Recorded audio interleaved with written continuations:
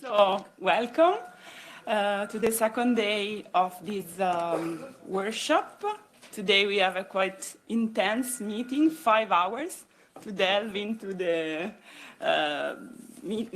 parts that still are missing in terms of steps that we have to present to you and to discuss, but also, as you saw in the agenda, we have some time to listen also from companies that were assessing the possibility, the feasibility of application of the framework. So I remind you, especially those that are connected online, it will be ideal if you can identify yourself, especially when posing questions through Slido. Natalie, if you want to show the link for the connection to Slido. As yesterday, we will take questions from Slido as well from the room, but we can also give you the floor online. So please, as I mentioned, put your name to identify and call you on stage. So without further ado, let's start with the first presentation given by my colleague, Iranzu, on the step 3. So human health and environmental aspect in the final application. I was going to do it without the mic. So good morning, everyone. As Serenella mentioned, I'm going to explain you how we implemented the step 3 of the SSbD framework in the case study, non-phthalate plasticizers for food contact materials. And I will follow a little bit the scheme that I already followed yesterday for the step 1 and 2. So here, talking about the goal in this step is to identify if the use of the product in which the chemical, in this case the plasticizers, have been incorporated pose any risk for the consumer and the environment in relation with this chemical in the product.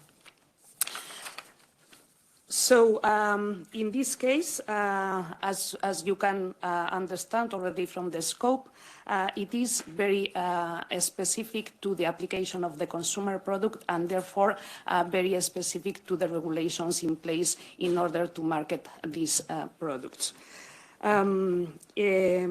So in this particular case, food contact material, we have to focus on the requirements of this regulation in order to allow these chemicals to be used as food contact.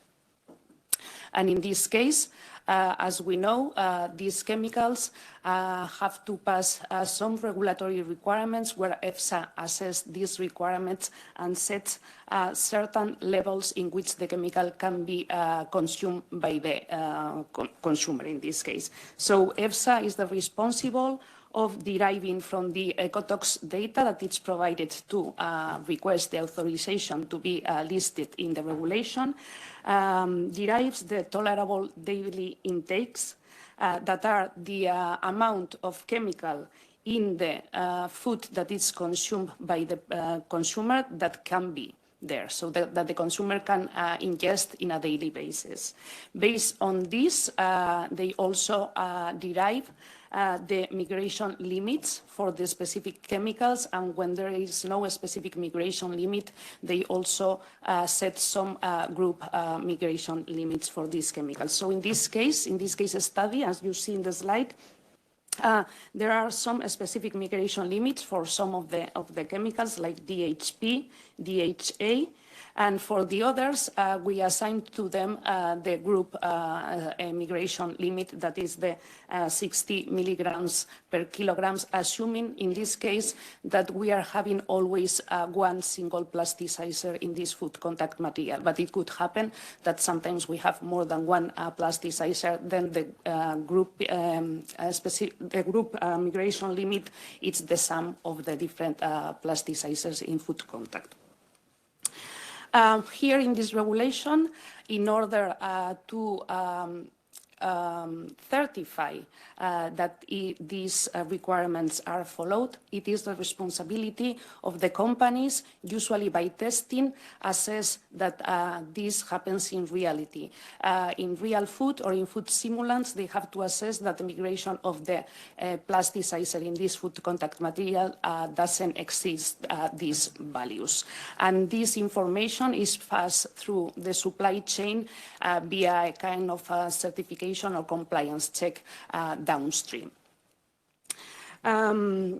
So, as I said, usually it is based on testing data that the companies ensure the compliance with the regulation.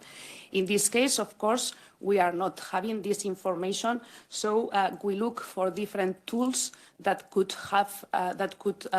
simulate this exposure, and these are the tools that you see in the slide.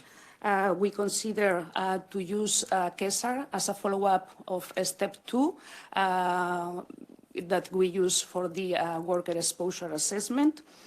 We also identified ConsExpo as the tool used especially by REACH registrants in order to assess the exposure to the consumer products. And we also identified another tool that it's the Burmer tool incorporated in the Merlin Expo software. That was an outcome of a live Burmer project where they developed a tool specific for food contact materials. These tools, and this is a little bit something that comes out by our experience applying them, could be listed like from the most conservative one to the more realistic one due to the input data that is requested in order to characterize the risk. So if we move to the next one, as you can see in the slide, and as I mentioned, we started applying the KESAR tool with the SSbD TRA consumer implemented in the tool. And here, the tool, it's not really applicable for food contact materials because it doesn't, in first case, simulate the migration. But in this case, the approach that we took was basing the exposure on information found in the literature of the concentrations that were found when assessing food already marketed. So the concentration of the different plasticizers is based on this, the existing already concentration in the food, and it was compared again, in this case, the oral DNL that was extracted from the REACH dossier. Here, also to mention that it is as well conservative, as I mentioned before, because of the data requirements. In this case, the data requirements are quite limited and not really reflecting the mechanism of migrating the chemicals from the food contact material to the food and afterwards to the consumer. We took the worst case scenario, considering the worst concentrations found in food.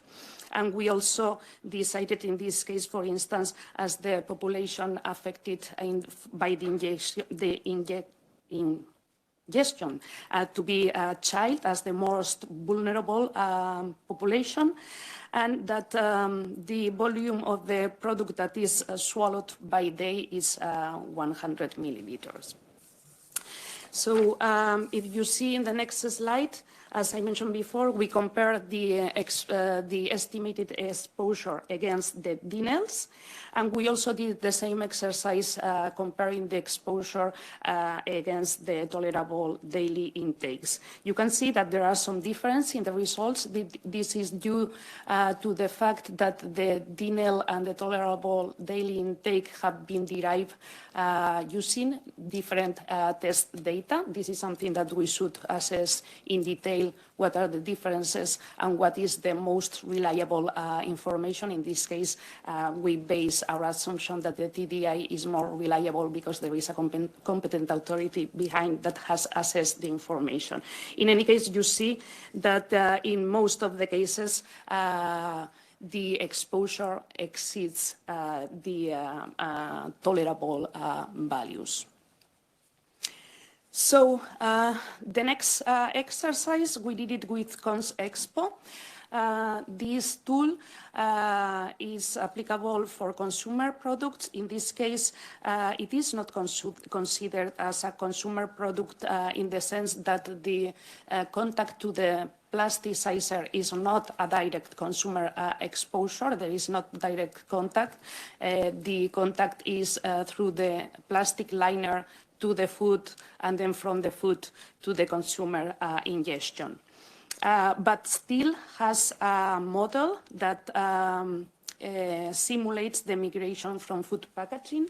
So that's what we use. And it has two different loading models. One is the instantaneous, and the other one is the constant rate. They differ a little bit in the information that needs to be inserted in the tool. So we didn't have information with regards to the migration rate, and that's the reason why, as a first approach, we use the instantaneous model. Here also to mention and this can be extended to the other tool that we use, still it's not a realistic case, because in this particular case, you all can visualize it. Even the food is not in contact with the plastic liner. There is a kind of air space, and therefore the contact is not constant through all the time that the food is stored. But okay, we considered, due to the limitations that the tools, this worst scenario as well. And you can see there the results, again, very conservative results that give always risk characterization ratio above 1, and in most of the cases, very high, over 1. And then the last tool that we used, it was this Vermeer food contact material model in Merlin Expo, that we considered that was more comprehensive and therefore more realistic because of the data that needs to be used in order to simulate the migration of the plastics to the food. Here, the model requires, once again, the parameters describing the chemical that you see there, that were also necessary for the other tools. Parameters describing the geometry of the packaging, that was also a request in the Cons Expo tool. But additionally, it also provides the possibility of adding information with regards to packaging conditions. And in this case, we speculated a little bit with the different processes that can happen during the packaging of the food. Like, for instance, there is a process of sterilization of the food with high temperatures. Therefore, it could be assume that the migration of the plasticizer can happen more easily. Then we have the storage of the food when it's closed, and we can also consider the storage of the food once it's open and we freeze it. And in addition to that, it also provides characteristics for different food systems, something that is required under the legislation. It's not only that you have to ensure that it doesn't migrate for a specific food packaging, but you have to test the migration of the plasticizer into the food with different food systems, food simulants, in order to ensure, because sometimes it can happen that one plasticizer can be used to storage one kind of food, but not the other, due to actually the food ethanol equivalent, that it's something that the software already provides as default values, but that they can as well manually insert it. And in the next slide, you can see it's only an illustrative example of the results that the tool provides. In this case, the tool provides the migration of the plasticizers in the different food systems through the time, and also the ratio between this migration along the time against the specific migration limits, that it's another endpoint that the tool sometimes provides, but that can be inserted manually. And based on these results, okay, maybe to mention that the migration simulation in this case as well, even we consider that this is the most realistic case study, is again consider very worst case scenarios, because, for instance, for the migration, for the simulation of the migration of the plasticizers from the plastic matrix, need as well to simulate or to estimate or to manually insert some parameters related to the plastics, like the diffusion coefficient of the different plastic matrices. And in this case, it is acknowledged, and also we found in the literature, that in the case of soft plasticized PVC, this information is not available. So we also use by default the worst case scenario, in this case, that is provided by the tool. Therefore, the tool and the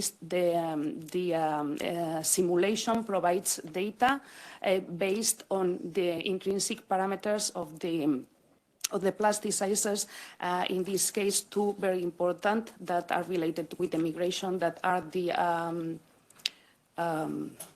partition coefficient, octanol water, and the molecular weight of the plasticizers. And in this case, we can see that depending on this, there are trends that are very clearly justifiable, and as an outcome that some plasticizers migrate more fastly and more in certain food systems.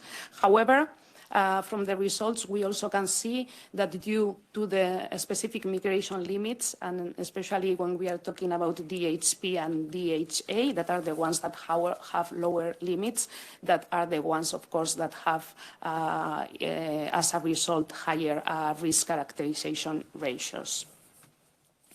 And therefore, as a result, based on this information, no, I have another slide first, sorry. So as we use the information that we retrieve from this tool that provides the migration of the plasticizers through the time for the different systems, we use this information to estimate the constant rate of migration of the plasticizers, in order to also make use of the constant rate model in ConsExpo and see whether adding more information, the results of the tool make any change. And as you can see in this slide, after adding this information, we can see that even ConsExpo, being more conservative, still gives risk characterization ratios, in this case, below 1. So this is a little bit to illustrate what we said yesterday, that the more information is available, the results seem to be a little bit more realistic, and also ensure, in this case, that the products that are on the market are safe. If we move to the next slide here, as in the previous ones, suggestion of how we could score for this step 3. Of course, as I have mentioned before, and I will insist on that, the scoring system will be also based on the tools and the requirements that we use, depending on the specificities of the product that we are assessing. So maybe for this case study, this suggestion or this proposal, it's appropriate, but in other cases we won't have that much detail, or maybe not that much information to come with the same suggestion in terms of scoring. So here we proposed, following a little bit what it was already proposed in the framework, to have as well, to be consistent with the other steps, 4 levels, depending on the RCR values outcome of the different tools that we use. So if the RCR is below 1.5, we consider that the level is 0. If it's between 1 and 1.5, we give it level 1, from 0.75 to 1, 2, and below 0.5, it should be 7.5, I think, 3.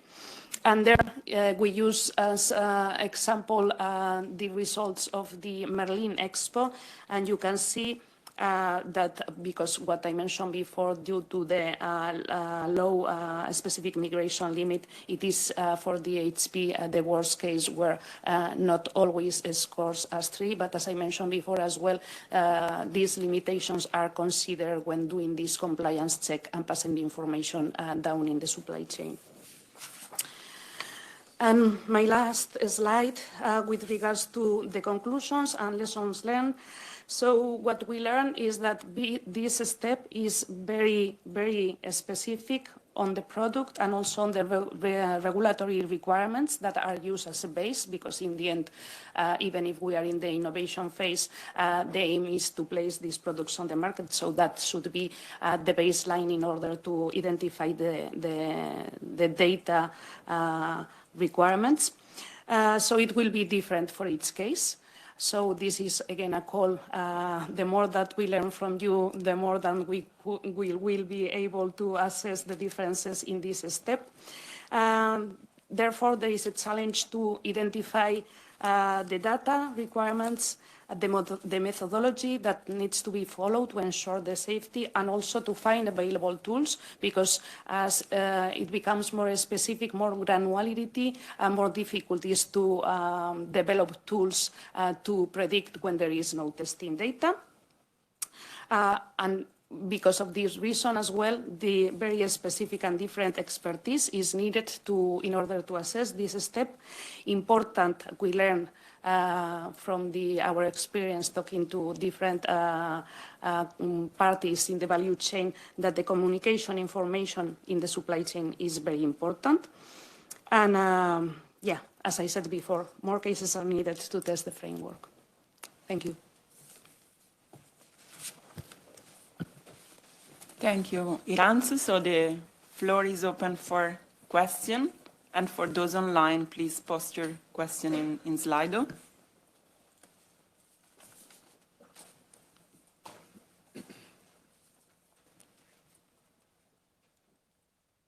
You can take one question from the web. Yes.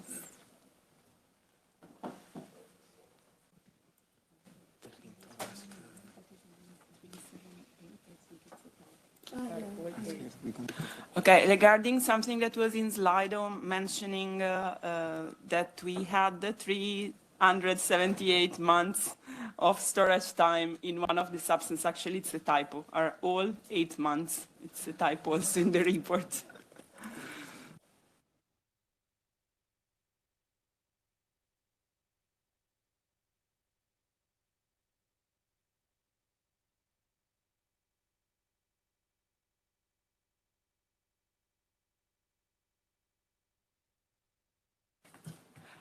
There is a question online from Stefan Baumgartel. If you want to pose the question. It's you. Okay. Oh, it was simply about slide 85. There is the contact area is 5.2 for Dinge, and for others 15.2. This is a typo? Yeah, maybe because in all the cases we use the same scenario. So, but maybe I have to also extend these type of mistakes to especially step 2 and 3, because as you have been, as you have noticed, in this case, we run the case study not only for one chemical, but for 6. And sometimes, when having to move the data from one place to another, we have a lot of these mistakes that will need to be solved.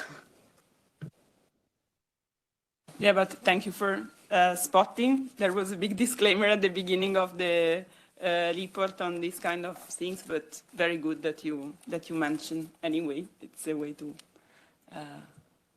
be even more sure. So while you are thinking to other questions, I anyway ask if anyone left this now that we have the full room yesterday. It's yours? Okay. Okay. It's here. So it's here for you. Afterwards. Okay, at least one problem today is solved.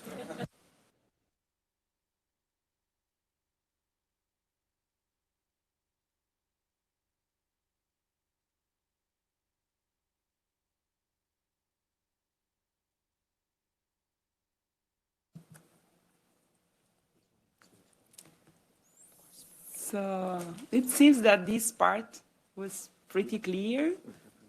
Another one. Use your data to run them on different models. So it's if we can use the same data to run different models. I assume that the idea is that we want to extend as much as possible the sensitivity assessment of different approaches while developing the framework. But I don't know if you were exploring specifically for this step the availability of other tools that then has not been applied. Actually, for this case in particular, we did not find that much. We know that there are some additional tools, but are owned by consultants, and so we didn't go through that because it's that you have to pay for the use of these tools. But we understood that this tool actually it has been tested against these ones, and the results are very similar. For this particular case, it's been very difficult because actually I know that even within the ERC there have been some efforts in order to simulate the migration of the plastic additives in plastic matrices.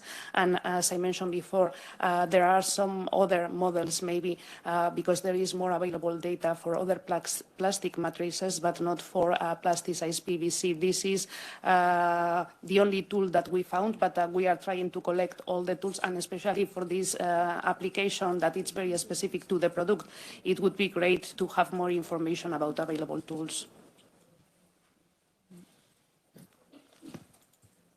Okay. If someone wants to follow up. Yes. Okay, we have another question online from Francesco D'Agostino, if you want to pose the question, unless you are in the room.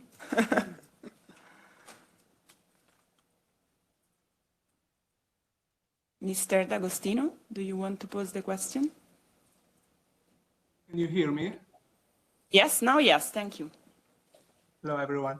My question is about an estimate about the time and how many people took to in carrying out all these steps for this example, because as I may see, there are a lot of work background in this work. So my question is a practical one: how many people took to do this work, and an estimate of the time? Okay, I think there was a similar question also yesterday on this. Maybe we need to have a bit of clarification. I mean, the people, it's not a full-time equivalent because it's very much depending on the expertise that you have in your team. Maybe you have someone that has a background in risk assessment and then is able also to run a software for LCA.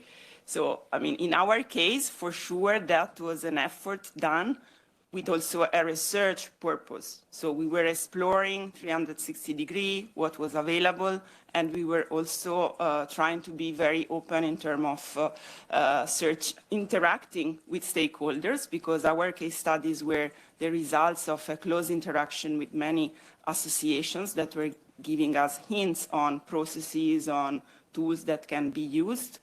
But not only, because of course, since there was not so much access to data, which would be probably different in a company where the data are there, and so the effort for this research could be different. So this is not to evade the answer. We can, of course, say in GRC which type of expertise and how much time it took, but I would say it's not very representative of what we might expect in a company to happen.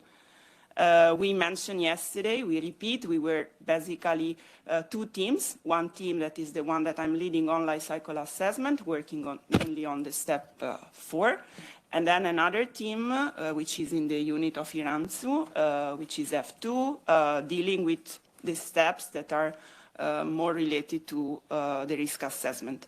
We developed the framework that has been published then in December, and we started exploring and discussing the case studies last June with the different organizations and with the companies. But I would say at least 2 people were full-time involved with the different expertise. And then we have another person specifically for the social assessment that you will learn about later on. Not full-time, but again, just creating scenarios of possible, I don't know, country of origin of the raw materials, or potential scenarios for where the manufacturing is happening. Again, this is something that a company knows. I mean, a company have a clear understanding of where it's buying things and who are the main supplier. So I hope this answer help. I don't know, Eranzo, if you want to add something, but I think the situation we were going through, it's a bit different from a company one.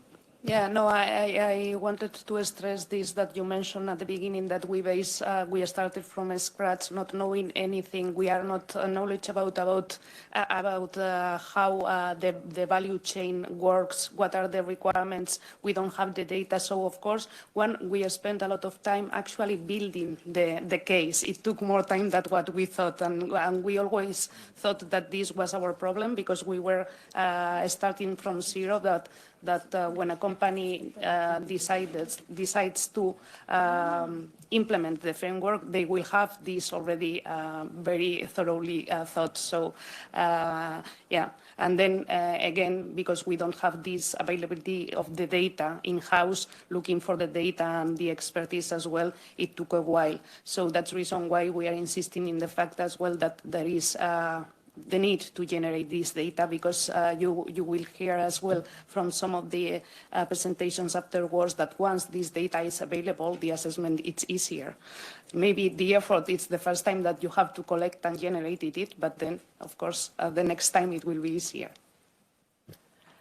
Okay, maybe we take another question from the Slido. Which of the methodology risk assessment models are preferred to be followed by the actual manufacturer of the gasket product? Yeah.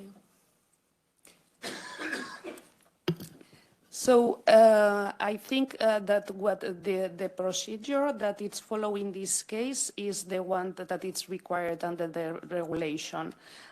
So it's a kind of completeness or ensuring that in this case the migration of the additives in the plastic for the specific application don't happen or are below the limit. And from what we learned, and that's the reason why there are very little tools that can model and predict, because there is little information. It is usually done by testing in the companies. So this information, of course, belongs to the company and it's not publicly available. So basically, that's the methodology that they follow. Okay, we have a question in the room. Anna Morao, if you want to pose the question. So I'm wondering... Mike. So I'm wondering about the applicability of step 3 for intermediate producers, because I think you're just stating that a company has more data, but a company that makes chemicals that can have multiple applications, then it just grows exponentially, the number of applications and details. How do you see that it can be applied? Some hints on that? Yes, I think this will be part of the somehow refinement of the framework, because the issue is who is the one running the study, but also how to stimulate the, let's say, transmission of data and information across the supply chain. So if you are producing the intermediate, which are the data that you should collect and have available, if someone that is buying your intermediate for a specific application wants to run the furthest step. So the issue is that potentially you can also do this, saying, okay, I'm not doing the step 3 because I stop at the gate, but I'm collecting the information up to the gate that is telling which are the properties of your chemicals and the environmental profile up to the gate. And this information today is by far missing. So this is, I think, part of the refinement of the framework to say what will be the application by the different actors in the supply chain, but also what would be done for the very, very final application, because you might have even many steps of intermediate that are arriving to the final product or to the final formulation. So it's something we have for sure to tackle, and any ideas on how to do it at best is more than welcome. Maybe let me ask you a follow-up question. Would then this input information feed like the step 2 of some other company that uses the chemical intermediates? This could be an option. Do you want to? No. Okay.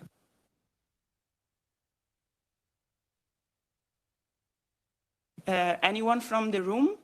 Okay. Sorry, I don't see your name. I'm Laurence Jacques from Minafin Group. So Minafin Group is a medium-sized fine chemical group which is organized as a collection of SMEs. So my feedback is more how we see as kind of SMEs the development. And I wanted to comment on the previous question, the question from Mr. D'Agostino, because for my group, I went through a safe and sustainable by design process in the last 5 years to develop plant-based solvent, extraction solvent for food extraction. And actually, when you have all the TDIs, the simulation is not anymore a problem. The process which really costs, and that actually was not taken into account in the presentation, is all what you have to do to all the tox studies, all the registration. We went through HEFSA opinion and so on to have a proper, updated, tolerable daily intake. And that's where the massive work is. Once you have that, it's easy. Okay. Oh, sorry. Sorry, in real life, when you are in a development process, you don't have the TDIs already. No, thank you very much for this comment, because this, I think, reflects well the fact that then the innovation process is of different components. So this could be an assessment that is accompanying a certain process, but there are other elements of cost and challenges for the companies, including the one that you were saying.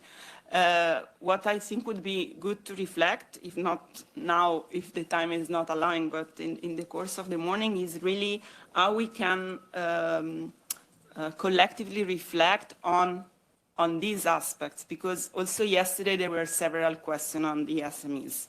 But then we have also to have an understanding. I mean, overall, the innovation cost for an SMEs is very high, and there are uncertainties on certain data, and it's part of their financial risk to then develop something that it's not complying to certain regulation. So beside this specific exercise, this is a very key question to answer, because it's a way also to protect your innovation from certain risk. And maybe on this, you have much more to share with us than what we can share with you. So take the opportunity of today, but also of the comments in the consultation to help really us on understanding this, because it's very much your daily experience on this. Do we take any? I mean, in the floor, I don't see hands here, so. Yes, Jan Malcomber from Unilever, if you want to pose your question, and maybe then we go to the next section. Okay, thanks. Can you hear me okay? Yes. Yeah, great, thanks. Yeah, the scoring system, I know the scoring system is a particular challenge. And I guess when you were going through that case study, I thought, kind of wondered whether the scoring based on RCRs for the different alternatives could actually be influenced more by the level of data or refinement that you have within the assessment, which then potentially could have the unintended consequences of being a kind of an artificial comparison between the safety margins of the different options. And it may be then that the reference material, which perhaps may have more data available because it's more existing on the market, that may be sort of preferred over a new material which has less data. So I was just wondering whether you sort of experienced that and the issues around using RCR as the comparison for the scoring.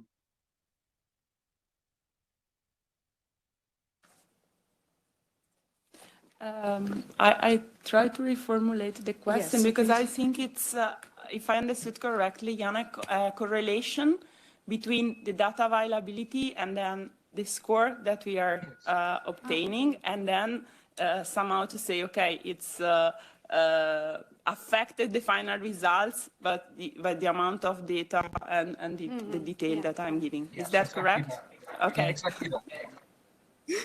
Sorry. Yeah, actually, I think that we mentioned briefly yesterday with regards to step 1, but it could be applicable to all the other steps as well. We want to reflect this in the scoring system, give it like a kind of uncertainty, additional scoring related a little bit to the quality and the availability of data, because we know that not always and for all the chemicals we will have the same amount of data, and we are aiming at looking for possibilities of adding this to the scoring system somehow, saying okay, we still can consider that it passes, maybe with a kind of asterisk saying you still need to generate the data, but for comparison reasons, especially if you are doing a comparative assessment, to be able to do it. I guess, yeah, the bit I'd be concerned about, obviously, is then if you've got a new material that you don't have a lot of data on, it could compare quite poorly just because of that lack of data.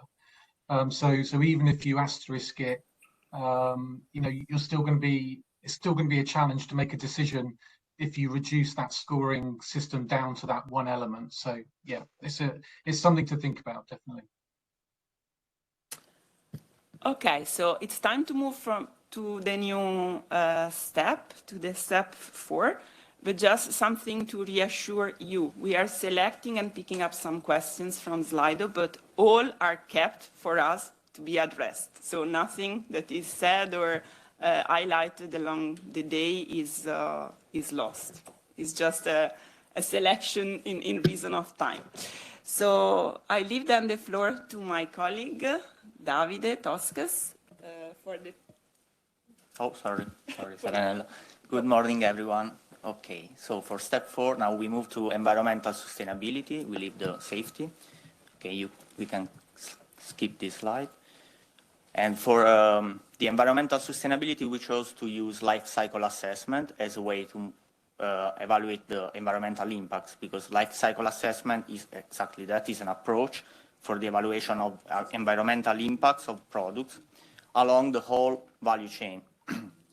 This is articulated in 4 stages, briefly for the ones that are not very familiar with the LCA. The goal and scope, that is where we frame the product or the service under assessment, and we define, let's say, the boundaries of the analysis. The LCI, the life cycle inventory, that is where we build our model of the life cycle of the product, taking into account all the input and the output, the emission into the environment, etc. And we came up with a life cycle inventory. Then the impact assessment, the life cycle impact assessment, is where we derive environmental impacts from the LCI according to one or more impact categories that represents different potential environmental impacts according usually to 3 areas of protection that are human health, ecosystem health, and natural resources. And then the last one is the interpretation, where we try to assess the robustness of the model or to analyze the hotspot and understand if there is any space for improvement, both of the LCA itself or of the product that we are assessing. Next slide, please. So the first step is to define the functional unit. In our case, we have chemicals that are the plasticizer, and the application that we selected, the PVC gasket, and we try to combine these two elements to build a functional unit that is the quantitative and qualitative properties that assess the performance that the product should fulfill. So in our case was to provide an airtight seal between the glass and the metal cup that is suitable for food contact, so is how well, that is durable enough to last for the whole lifetime of the food inside, that is packed with the glass within the glass jar, that is relative to how long it has to last. Yesterday, someone made a question about performances. This is one of the ways that we can account for performances of a product inside our analysis, because with this functional unit, we were able then to define six formulation for the 6 different plasticizer that fulfill the same objective, the same function. Next slide, please. Okay, then these are the system boundaries. We saw it several times during this presentation, but for the life cycle assessment is also a cradle to gate, so from the extraction raw material until the end of life of the gasket. You can also see here the different stages of the life cycle that here taking the perspective of the gasket manufacturing, then the gasket, the process of producing the gasket is the core of the manufacturing stage, while the production of the chemical and the plasticizer itself are into the raw material stage. Okay, next slide. Okay, the impact assessment method that we use is the one recommended from European Commission for the estimation and communication of environmental footprint. Is made of 16 impact categories, which each of them has an underpinning model, a cause-effect model that allow to estimate the environmental impact on that specific impact categories. And we group them in 4 groups following the objective of the chemical strategy. That is what you see in the table on the right. Then just a short notice on the toxicity impact categories here. They do not address the direct exposure to the chemical as we saw in step 3, but what is called the residual toxicity in the environment. But on the other side, they are not evaluating only the toxicity of the chemical under assessment, but actually of all the chemicals that are somehow involved in the life cycle. So on that side, on that sense, is broader. Okay, next slide, please. For the life cycle inventory, we used almost all literature data, because we don't have direct data, because we don't produce plasticizer or gasket. But from the perspective of company, it's very important to distinguish between what is the foreground system, that is what is modeled directly by the practitioner, and it reflects the activity of the company undertaking the assessment, and the background system, that is what outside of the organizational control, the control of the organization doing the assessment. In the foreground, it's very important to have primary data for 2 reasons. First, because they reflect the current practice of the company, but also on the side of the innovation, if there is any innovation, this will be reflected on the data of the company itself. And so it's very important to have primary data that can reflect the change in environmental impacts due to innovation. Usually also for the background system, it's nice to collect primary data depending on the relevance of each stage. But usually these rules are set up by product category rules, if there are any available. And next slide, please. Okay, then finally we arrive to the life cycle impact assessment. That is where we apply the 16 impact categories that we saw before to the 6 gasket. As you can see here, we have a short example of 3 of them. And what we were doing is to compare the impact of each gasket to a reference one. In our case, it is the one made with DEHP, and calculate the relative change. This was done then to calculate the SSbD score. Next slide. That is okay. Here we propose this scoring system that is based on the relative change. So more or less the idea is to have 0 when there is some significant worse environmental performance, so the impacts are higher. 1 when the impacts are close enough to the reference, and then 2 and 3 when the impacts are lower, so it's better. Highlighted on the right table, there is the climate change, where you can see that all of them score between 0 and 1, reflecting the graph that was on the previous slide. Then finally, when all the SSbD score for the impact categories inside the level are 2 or higher, a level is passed. As you can see in this table, there is one level that is passed by the DINCH, that is the toxicity one. All the other are failing currently, as we define the scoring system so far. Next slide, please. Okay. Finally, there is the interpretation stage, that is what in PEF is meant to be a way to highlight potential environmental improvements, or as I said before, also to assess the robustness of the model. But here what we would like to emphasize is the link that we can have between this SCA phase and the innovation, because in the EF, this is the interpretation has a tiered approach that, starting from the full picture, that is the life cycle, allow you to identify the most relevant impact categories, and then to go deeper in details until to specific processes inside the life cycle, or even elementary flow that can be emission or input from nature, natural resources. And so we can try to figure out how each of these steps can lead to an area of improvement.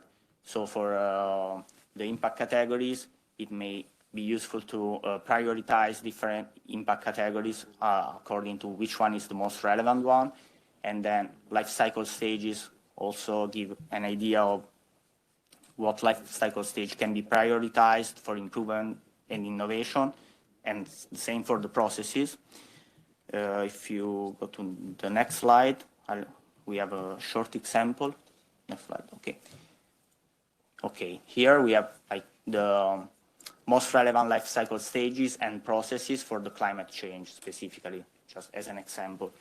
As you can see on the right graph, on the left graph, you can see that manufacturing and raw materials play an important role in the whole life cycle. So thinking what potential improvement we can have, we may decide to have an action related to the gasket manufacturing and one related to the chemical supply chain. Checking on the table which are the most relevant processes, we can see that electricity is one of the driver of the impacts in the manufacturing, and all the precursors of the plasticizer are most relevant for the supply chain. So two potential options could be reducing the electricity consumption inside your company, or somehow also like buying renewable electricity, so lowering the impacts of the electricity or reducing the consumption. Or for the supply chain, it can be a first step to request primary data from suppliers to also to make the model more robust and check if these processes are really relevant as they are. And if so, then maybe engage with the suppliers for continuous improvement in the environmental performances of the material. Okay. Next slide. Then finally, we saw before that in the interpretation there is a way to identify the most relevant impact categories. This is done in PEF through this through the normalization and weighting. That is a procedure that the normalization are set of factors that represent the global environmental impacts, and then the weight in PEF are defined through a complex process that involves an expert judgment and stakeholder consultation of what is more relevant, some consideration on planetary boundaries and robustness of the impact assessment model. And through this path, we can identify the most relevant impact categories. As you can see, the first one are, in this case, climate change and the resource use. But there is another chance that we would like to explore, and it is through the concept of planetary boundaries. Next slide, please. The planetary boundaries is this concept that the Earth system has a carrying capacity for different environmental impacts. And in the past, in JRC, we did the work that connected the planetary boundaries as they are defined originally to the LCA, to the PEF LCA impact categories. So we now have a set of 16 normalization factors that express somehow the carrying capacity of the planet in terms of the PEF impact categories. So we try to use this normalization set to check which impact categories are the most relevant according to planetary boundaries and compare the two results. As you can see, some of them are the same. The most, like climate change and resource use, are always the most relevant in both cases for all the plasticizer. Some of them are sometimes most relevant, sometimes not, but still they are definitely in the most relevant in both cases. So this is something that we are still exploring. We don't have an answer yet to which one we want to use, but this is part of the attempt of linking the SSbD with some sort of absolute sustainability measurement. In this case, the one of the planetary boundaries. Okay, next slide. Okay, so what we learned so far is that LCA can provide meaningful results, but when it's product and application specific, because that allows to see the full picture, the full life cycle.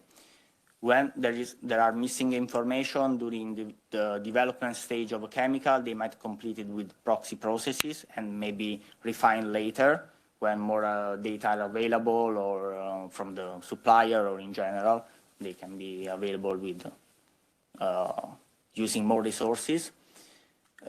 Primary data in general, as we saw, they are rarely available from the supplier, but something can be retrieved by literature or by databases of LCA data that are very common to be used among practitioners. But it is important to understand that secondary data may be not so appropriate for your specific supply chain, depending on, for example, country of origin or production processes that can be different even for the same chemical, for example. Then the environmental hotspot, as we saw, may help you to steer the innovation process, especially the process design, and to reduce performances, improve performances, so reduce environmental impacts.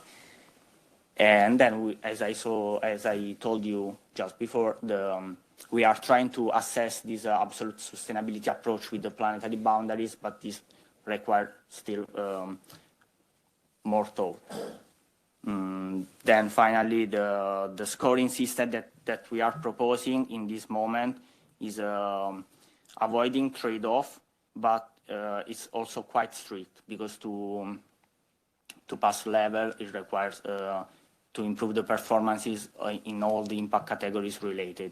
This was done to avoid trade-off, but in our case, we saw that it can be challenging to pass a level. So we need further reflection on that. Thanks. I think this was the last one. Okay, thank you.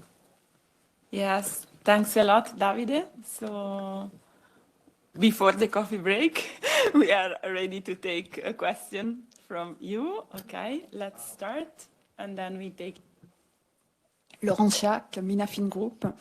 When I read the report for step 4, I had the impression I missed two key information. One information was the volume of each product, in which quantity each product was produced. And the second information was when the production starts for each product. Why for me these information were key? Because we know in the chemical industry that the biggest produce you, the biggest, if you have a big product with a lot of volume, and if you start your production, I don't know, 30, 40 years ago, you had time to optimize your process. That means what is in the LCA, if the data are reliable, it's a picture of an optimized process. If you have a new production, which started 5 or 10 years ago, if you have small volume, then you might compare things which are very different. I mean, a process which is not optimized with a process which is fully optimized. See what I mean? Yes, maybe a general answer on this before giving the floor to you, Davide. I mean, in general, in LCA, the comparison is made of some, especially in the path for products that are already in the market and for systems that are pretty stable, pretty mature.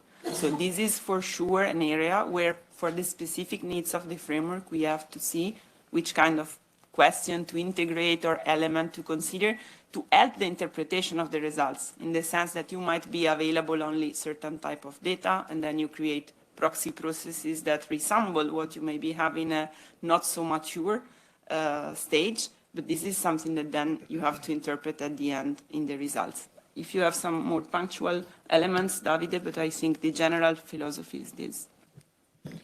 No, just to complement slightly, yes, of course, scale production, economy of scale can help with the environmental impacts. But let's also remember that in our case study, we were assessing several plasticizers, not to compare them, but just to test more and more the framework.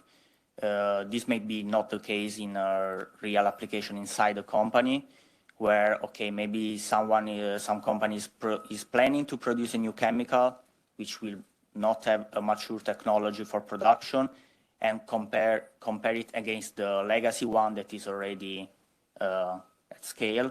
But this is also part of the company knowledge. So you already know what is can be improved or not. And let's see from the other side. If you know that your technology is not yet mature enough or at scale, you also know that there is lots of space for improvement from the environmental point of view. That is maybe not always the case for the safety reasons, because of the intrinsic properties of the chemical. You cannot change that, but you can change the technology, and therefore you can improve the environmental impacts in time. So let's see the bright side.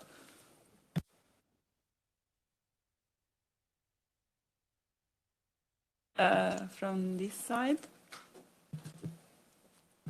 This is just to follow up on this question. Could sensitivity analysis... of course, Katarzyna Cenian from Novozymes. Could sensitivity analysis of PEF, could that part be used for assessing what the impact of production at scale could be in the future? In short, yes. I mean, that's the point of sensitivity analysis, to test the robustness and what compared to some specific parameters that you think that can be very relevant. It can be, yes, scale production, changing equipment, or changing electricity mix, heat supply. So there, I mean, it's maybe the problem is that it's not very systematic, because it really depends on the practitioner and to understand what makes sense to test with the sensitivity. But definitely you can do whatever you want. I mean, if the point is to test the sensitivity to something that makes sense to check.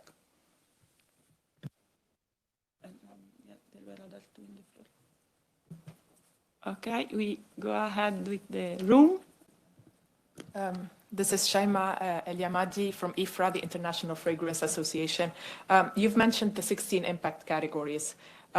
For us, and maybe for the others, some categories are associated to a very high level of uncertainty. So could we consider in our assessment some of the categories where we have like clear data and maybe then add some other categories when we have more data? Or can we only consider the categories that are only relevant for us and not consider all of them? Thank you. Sorry, just a clarification. When you are talking about uncertainty, are you referring to uncertainty in the impact assessment method or uncertainty about your data that are related to that impact categories? Okay. Now, for the impact assessment method, okay, there may be uncertainty, but the PEF method is so far the one that is collecting the best impact categories that are available. It's constantly maintained, that there is constant maintenance, meaning that there is updates, and if a new impact categories is available or a method that somehow address environmental issues that were not covered before, it will be updated. So it may have uncertainties, but so far it's the best that we have. So I don't think there is an alternative. Maybe on that, Serenella later would like to complement.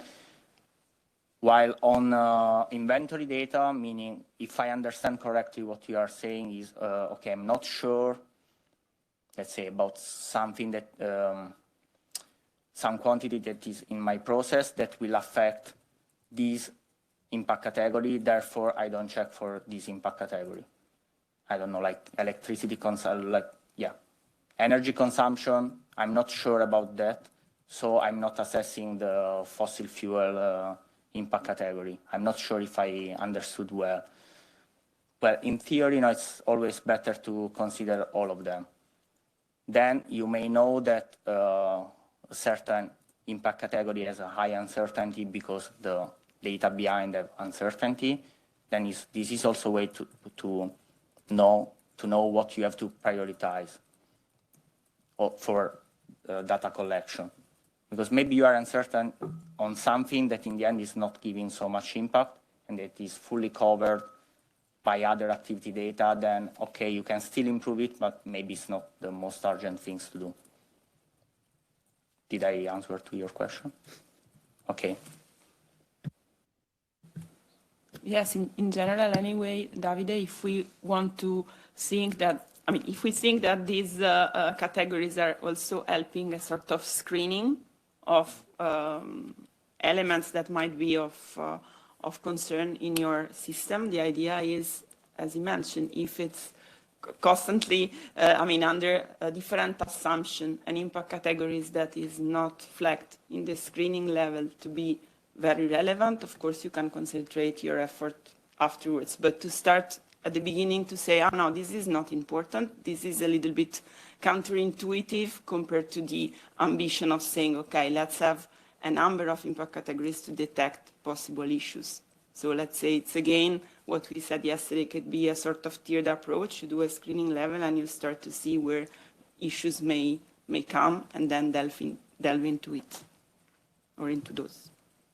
There was another one in the room and then.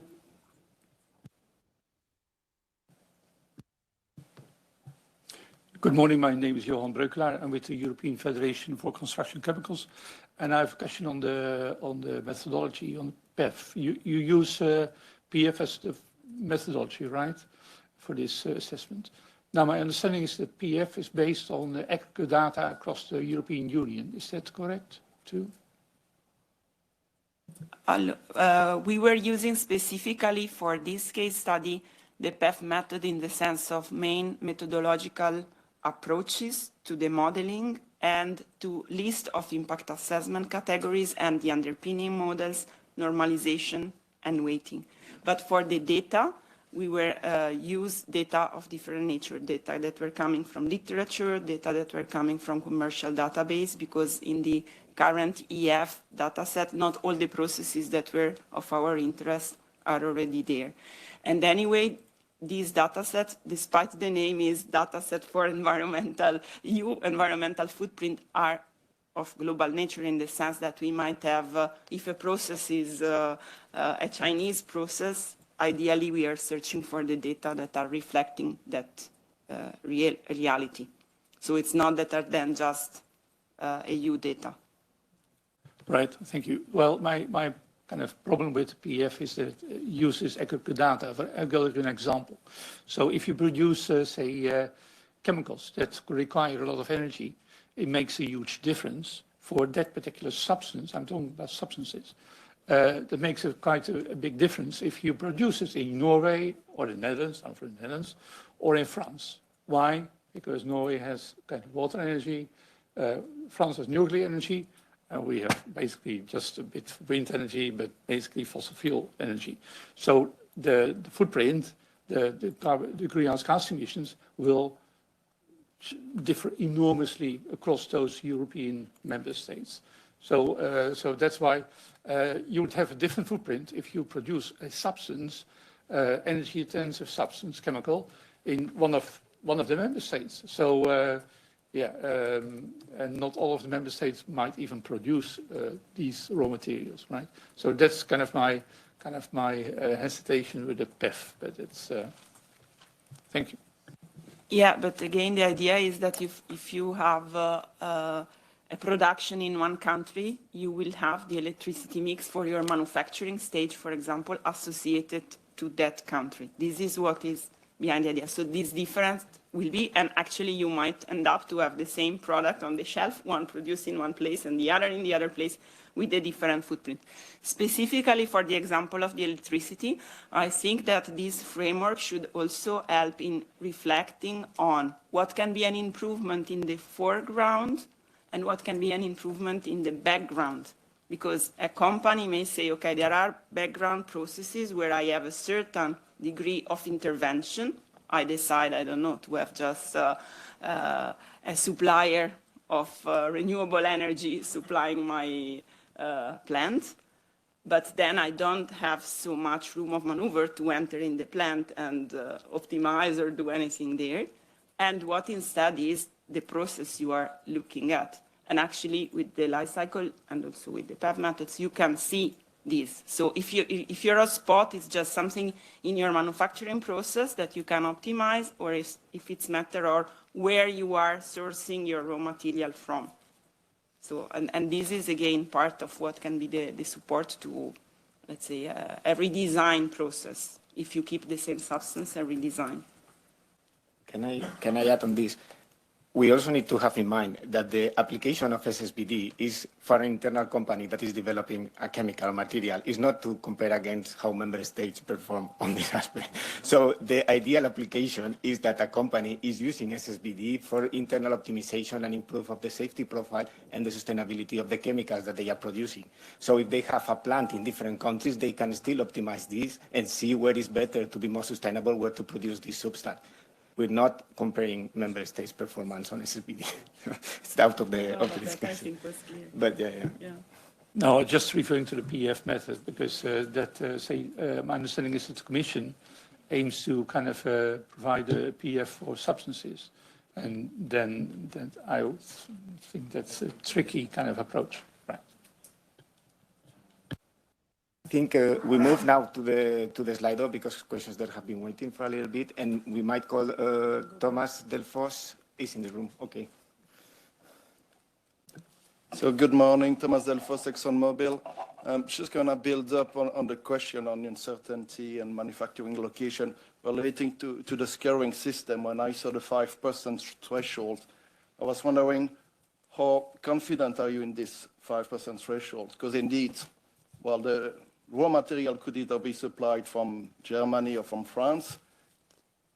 How do we take that into account? And that definitely would probably have an impact of more than 5%, depending on the location. So, yes, on the scoring system and the thresholds, what is your perspective there? No, so currently, these threshold, they are just a proposal. So as I said before, like the idea is to have something like a score like 1 that means that you have similar performances, taking into account that there may be some uncertainty, so you are in that range. Maybe it won't be 5%. This is a very difficult topic to explore, but yes, definitely don't take it for like written in stone. It's a proposal so far. Also for the other threshold of the other scores. Okay.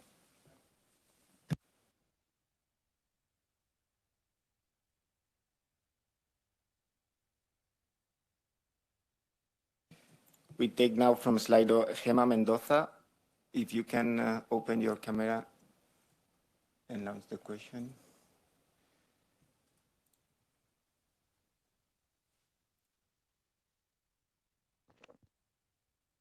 Sorry, I have not a camera here. My question is about the functional unit. What is the functional unit you have selected? You have mentioned some specification, but you have not defined exactly the functional unit that you have used.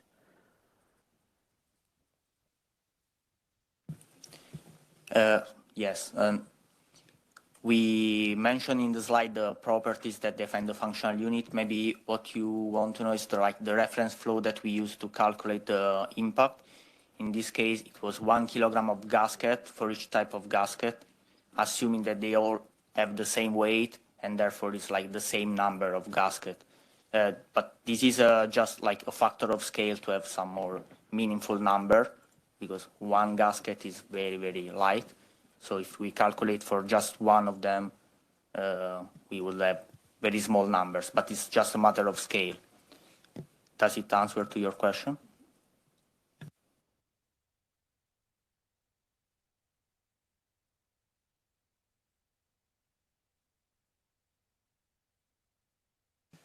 Okay, then we take another one from Slido. Unfortunately, it is an anonymous one, so I just read it out loud. What about quality of the LCA assessment, when there are several existing gaps, availability of data from the whole value chain, performance data, etc.? Well, this is I mean, in LCA, usually, LCA is an iterative process. So let's say that if you do your LCA and you have some data gaps that you are fulfilling with some proxy or assumption, etc., ideally, in the end, you should see which one of these assumptions matters in the impacts, and then you should try to go back and improve this kind of data. So let's say that you make an assumption on transport because you don't really know how many kilometers your chemical is going around. But then in the end, this is not relevant on the final impact. Therefore, it's fine also to have a secondary data or a proxy. While, for example, if you assumed some, I don't know, also replying to the question before, if you are selecting a secondary data set of a chemical that you know that is produced in China, but you don't have a data set, you take the German ones. And this is one of the most relevant. Then it should be better to engage with your supplier, try to refine this assessment. Keep in mind that LCA is an iterative process because, of course, you cannot know in advance what is relevant at the end, and then you can go back and improve. And this is also the point, to acquire knowledge. Yeah, maybe to slightly complement, it's clear that you can also, as for the other step, develop somehow evaluative scenarios. So to say, okay, I have a certain uncertainty on the data, but I take a sort of probabilistic approach to see, okay, this is the less realistic case, this is the most realistic, and I see if the results then are affecting my overall scoring or not, because in many cases also different assumptions are leading to results which are very close. So this is again matter of a bit of practicality in addressing the uncertainty and understand if they are really affecting your final results or not. Okay, maybe we take one. Okay, we go back to the room. Okay. Thank you and good morning. Wieke Losbeck from BASF.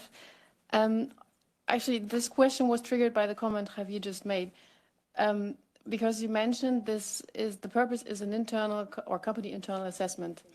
So I was wondering why at all do we need to have a scoring or ranking system at the end? Because I mean, from the comments that were made in the room, they tend to dilute the actual result from my comparative assessment. And for the people involved with the expertise, they should be able to come up with a conclusion without, let's say, a score attached to the comparative assessment. So why do we need this assessment if this is meant for internal assessment purposes to find out the best solution?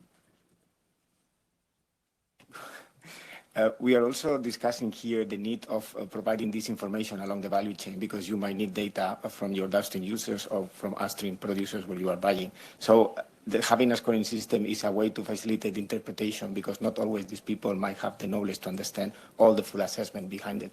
So this is part of our communication tool to facilitate dissemination in the value chain, if you want to share this, of course. So it's part of the whole system, having the detailed, robust assessment of each of the step, combined with a way that it can be easily communicated by a person that is not an expert on the field. Of course, the internal interpretation within the company that is running the assessment, they have the knowledge and they might not need to come to the scoring system whatsoever. But yeah, in any case, the scoring system that it's presented now, we understand that this can be improved because it oversimplifies the complexity of the whole assessment that is behind it. But this is also part of the purpose of this consultation process and the 2 years of the testing phase. And we go back to the Slido, and Karthik Kumar, if you can, if you're still online and you can open your camera and present your question. Thanks. Yeah, thank you, Javier, for giving the floor. I have a quick question regarding the durability factors that will be taken into account, because you talk about only the cradle to gate assessment, and I do not see how the calculation takes into account of the durability it provides. And then the second thing, I see that there is the impact categories are categorized into 4 key results. This looks more like endpoint results. So how do you differentiate between which individual impact categories more or less in such cases? Because global warming potential and ozone depletion can both contribute to ecosystem depletion and also to human health. But you don't clearly see that differentiated when you consider just 4 endpoint categories. So how do you visualize the actual results? Thank you. Maybe I take this one. So in relation to the fact that you might need to do just a cradle to gate because maybe you don't know what will be the use of your intermediate, I think this is a point we have to further refine in the framework, in the sense that so far it was meant for being applied when you have a specific application in mind, and so also a specific use and a specific end of life. So, but this is definitely something, and this is not just affecting the step 4, it's affecting all the steps. So how, which form the framework will take for those just producing intermediate that has in front of them hundreds or thousands of different applications. And this might include the durability, because the durability at the end, the substance can be the same, and it may go in something that is lasting 20 years or just a few days in a packaging and then wasted. So point taken there. Regarding the impact categories, the decision was to go for the midpoint one, which are the basic drivers of biodiversity impact and human health impacts, which are without adopting endpoint modeling in LCA.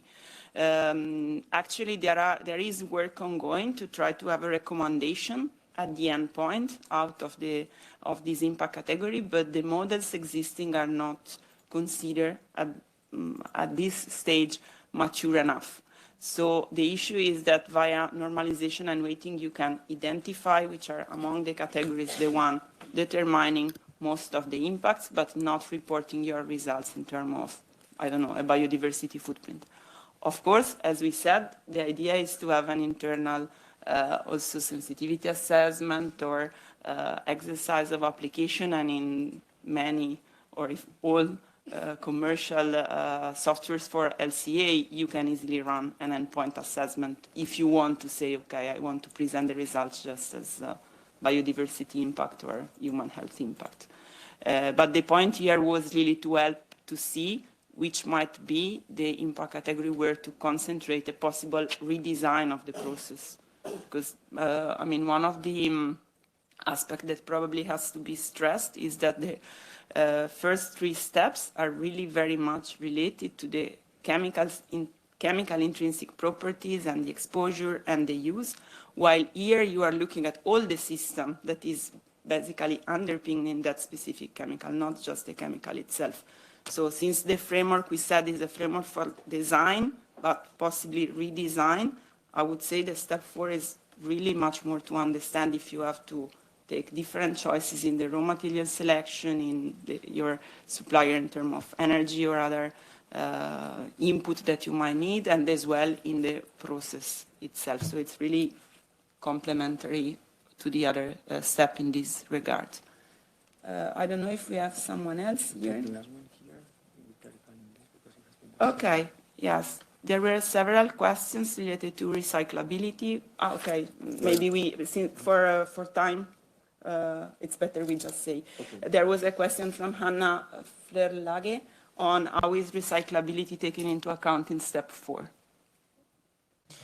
So actually in LCA and in particular in PEF method, recyclability is taken into account. It was not the case of our case study, but there is also a quite comprehensive approach that is the circular footprint formula.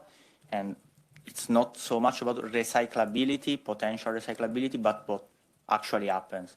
So if your material / chemical is actually recovered or not just, yeah, potentially it can be. No, if you are modeling properly, you have to take into account what happens in real life.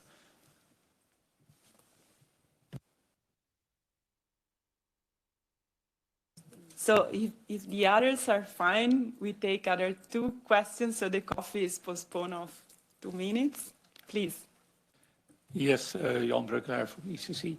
I have a clarification for the classification system. So is it an additive system or a multiples? What is the multiplication system? That means that if it is 1, 0, is it a no-go or not? If it's just an additive system, then a 0 doesn't contribute. But if a 0 is a no-go, you have 1 red in the whole scheme, and it's a no-go. So. Okay. It's not a no-go. It's just to see that maybe there you have to reflect a little bit more if you can do something. There was a question in the back. Thanks. It's Sarah Davidson from Croda.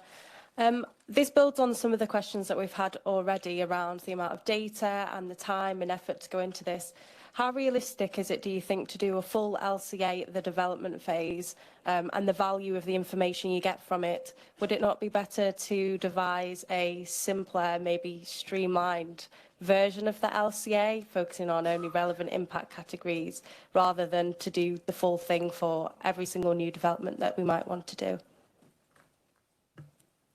This is going back to the issue of saying how much you want to know that there are problems in your innovation when you are already quite advanced there, in the sense that, of course, with a screening level LCA, you can capture certain elements that could be, for example, related to the energy intensity or the amount of resources that you are using, and that it's already a good prediction for certain impact categories of the overall impacts that you might expect. Anyway, this could go back to what we discussed yesterday on a tiered approach. So to say that along the development of the different TRL can be envisaged that the framework is increasing in complexity while you have more data and more details on the products that you have to develop. What we have to see is which can be a robust screening tool to help this, let's say, selection or pre-selection of the innovation that has a better profile.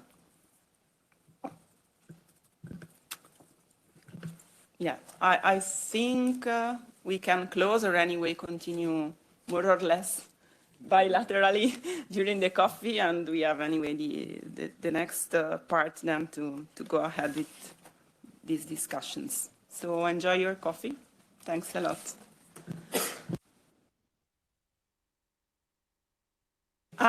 Sorry, just small things to remember. Please sign the presence list outside if you were not able when you entered to do it already. We meet again at 10:45.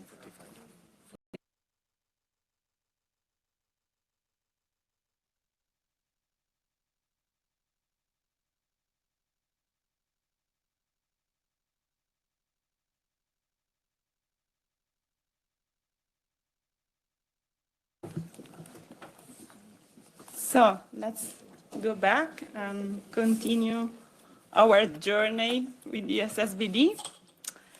So we are now leaving the formal step in the recommendation, and we go to another area where we were exploring a bit what we can do in terms of social and economic sustainability assessment to complement basically the evaluation of more safety and environmental consideration.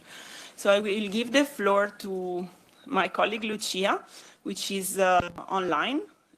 She will present the slides. So Lucia, can you hear us? First of all, are you there?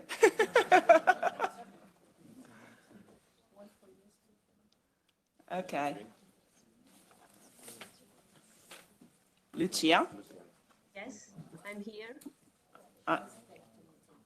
Yeah, no, she brought me. No, she's So there, but she cannot talk. maybe we need to unmute her. No, I'm. Hello, can you hear me? Yes, now. Okay, good. Good morning, everyone. Can you see me as well? Yes, a big version of Lucia in the room. Okay, then we can put the presentation so that, okay, good. So good morning, everyone. And in this presentation, I will describe the work done on the socio-economic sustainability assessment.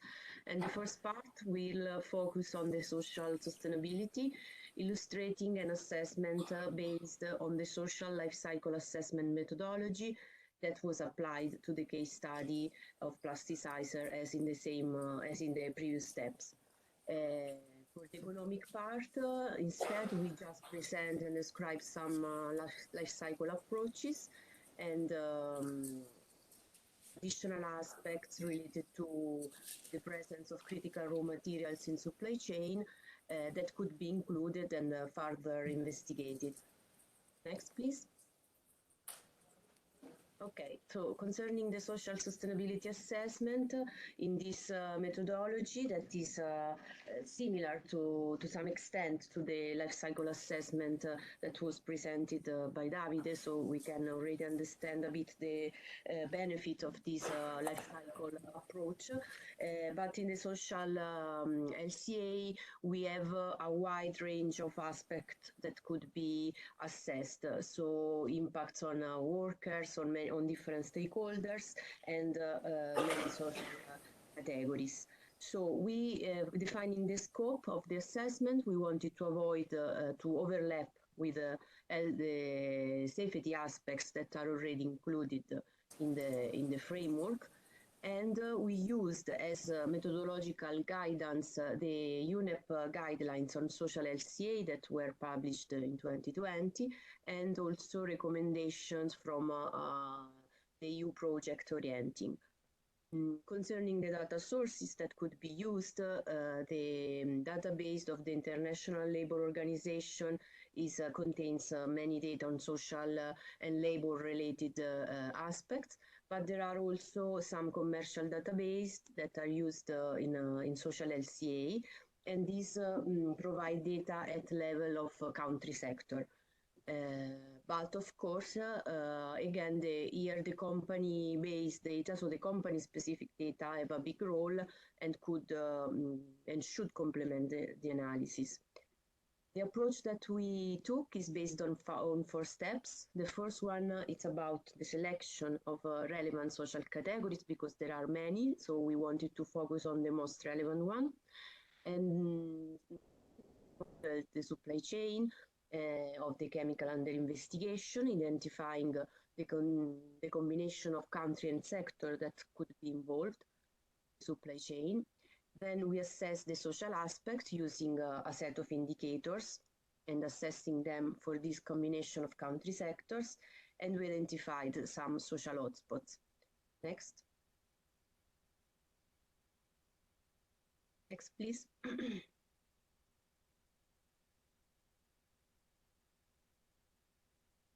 Can we move to the next one? Just 1 second, Lucia, because we have an energy issue.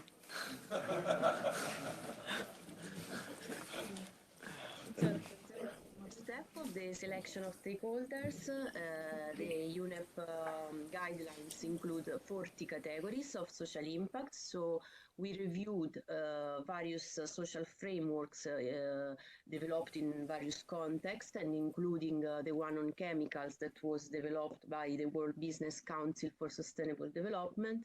And we identified those aspects that are in all or almost all the frameworks, so those that are the most frequently cited.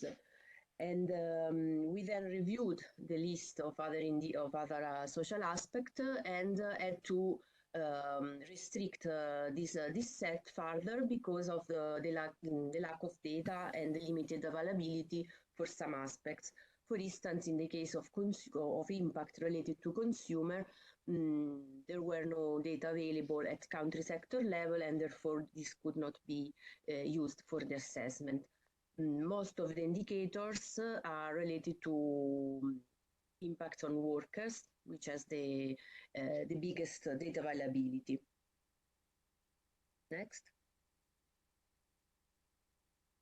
So the second part was the modeling of the supply chain, and we, given that the data that we are using are not specific for material or for different chemicals alternatives, but are at country sector level, we identified 3 different systems. The first one was a generic system and a generic supply chain that can be that is valid for the fossil fuel-based type of plasticizers. So those plasticizers that include in their supply chain the production of oil and gas and the production of crude oil. And we identified for 4 different scenarios, we identified which could be the countries that are involved in the supply chain. We assume that the use and the waste management, the use and the production of gasket and plasticizer are based in Europe. And for the previous steps, we based this allocation of countries and sector were based on statistics on trade. In the next slide, you can see the other 2 supply chain, one for the SSbO plasticizer that is based on the use of soybean, and we assume that this was produced in the US, and the rest of the supply chain is based in Germany. And then we have the ATBC, where we have both fossil fuel used and also corn used for the citric acid production. And this is also involving Brazil in the production of corn. Next, please. So for the assessment of social aspects, I provide an example that should explain how it is done. So taking one specific sector and one country, we can assess, for instance, the indicator on the health and safety of workers. One of the indicators is the rate of fatal accident, and we can retrieve this data from the Eurostat database that is available for that country and that sector, so US agricultural sector. we have to define and use some a reference scale which refers to the level of rate of fatal accident that is considered as low, high, medium, or high or very high risk. And these reference scales can be retrieved from the PSILCA database. PSILCA is one of the commercial databases that are used in the social LCA methodology.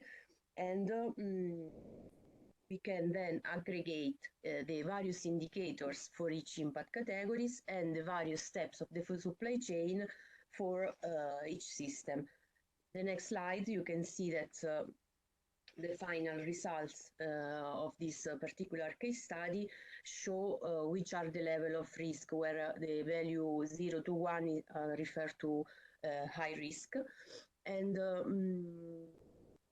And in this way, we can have an overview and a screening of potential social risk for some impact categories, for instance, for salary, working hours, indigenous rights, and we can then further investigate using also more disaggregated data at level of supply chain, and understand and try to have a further investigation in order to understand the reasons for this social risk and to gather more data and more knowledge about it.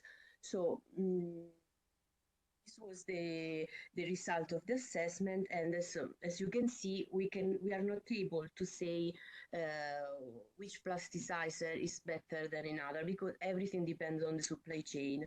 So the important thing is to complement this very generic data with company data, and that would be for the production of plasticizers. So what we call the foreground system in the LCA part that was explained before, and eventually also retrieve data for the suppliers, at least for the immediate suppliers, which might also sometimes publish these social indicators in sustainability reports.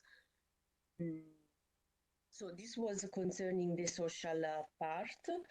And in the next part of the presentation, we explored some possible approaches for the economic sustainability. And the life cycle costing methodology includes various 3 different approaches. The conventional life cycle approaching includes consolidated methods that can assess internal cost and do an analysis of internal cost in the supply chain. But our focus was on the assessment of externalities, so how to include an economic assessment of environmental externalities, and explored which is the status of methodologies that allow the monetization of environmental externalities, so to translate the environmental impacts in monetary values. And from this review, it emerged that there is a significant variability in the availability of these coefficients, as for some impact categories there are well-established methods, while for other impact categories these coefficients are not so available. Of course, when we go from the assessment of the internal cost to the inclusion of environmental or societal externalities, we see that the scope is much broader, and of course also the uncertainty increases. And while the conventional life cycle approach has more consolidated methods, if we consider the environmental and the societal life cycle costing, this methodological foundation is less robust. The last slide is about the inclusion of critical raw materials, which are actually have a very high policy relevance, because there is a critical raw materials act from the Commission that was announced, and it refers to materials that have a relatively higher supply risk and economic importance. So are materials important for the EU economy and at risk because of the weak governance of producing countries, because they are the supply of these materials is highly concentrated, and because they are not very they cannot be substituted so well. So technically, the analysis of critical raw material in supply chain could be performed using the life cycle inventories that are already developed in step 4. So technically, we don't see many difficulties.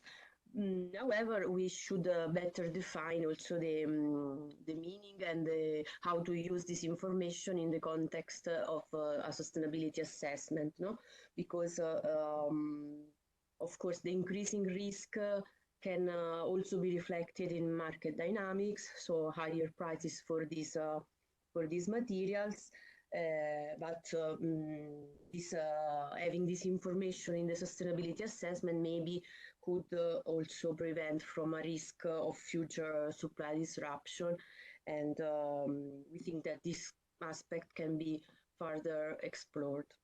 So this was my last slide, and I hope it also clarified a bit why this socioeconomic analysis is so far not part of the framework. And I don't know if Serenella, you want to add something?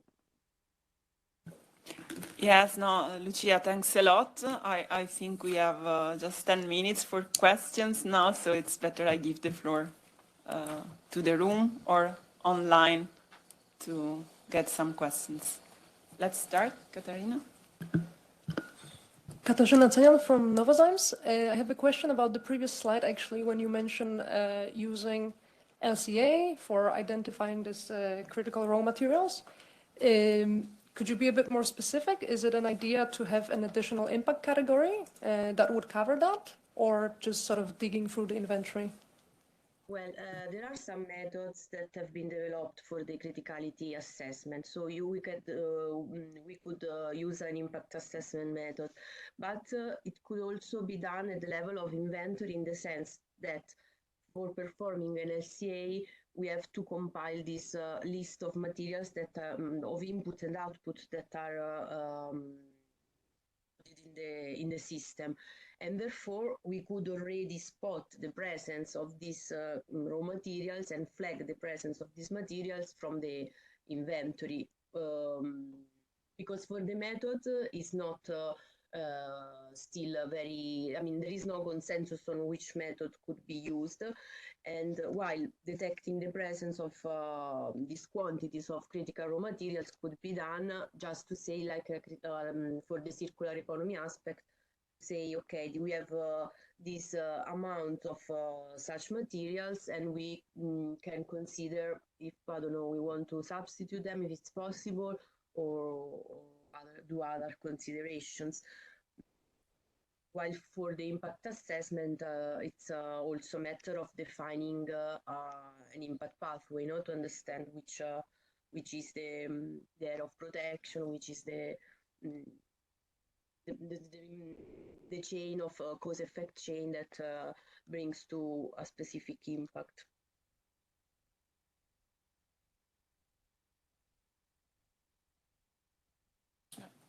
Okay, we take now one question from Slido.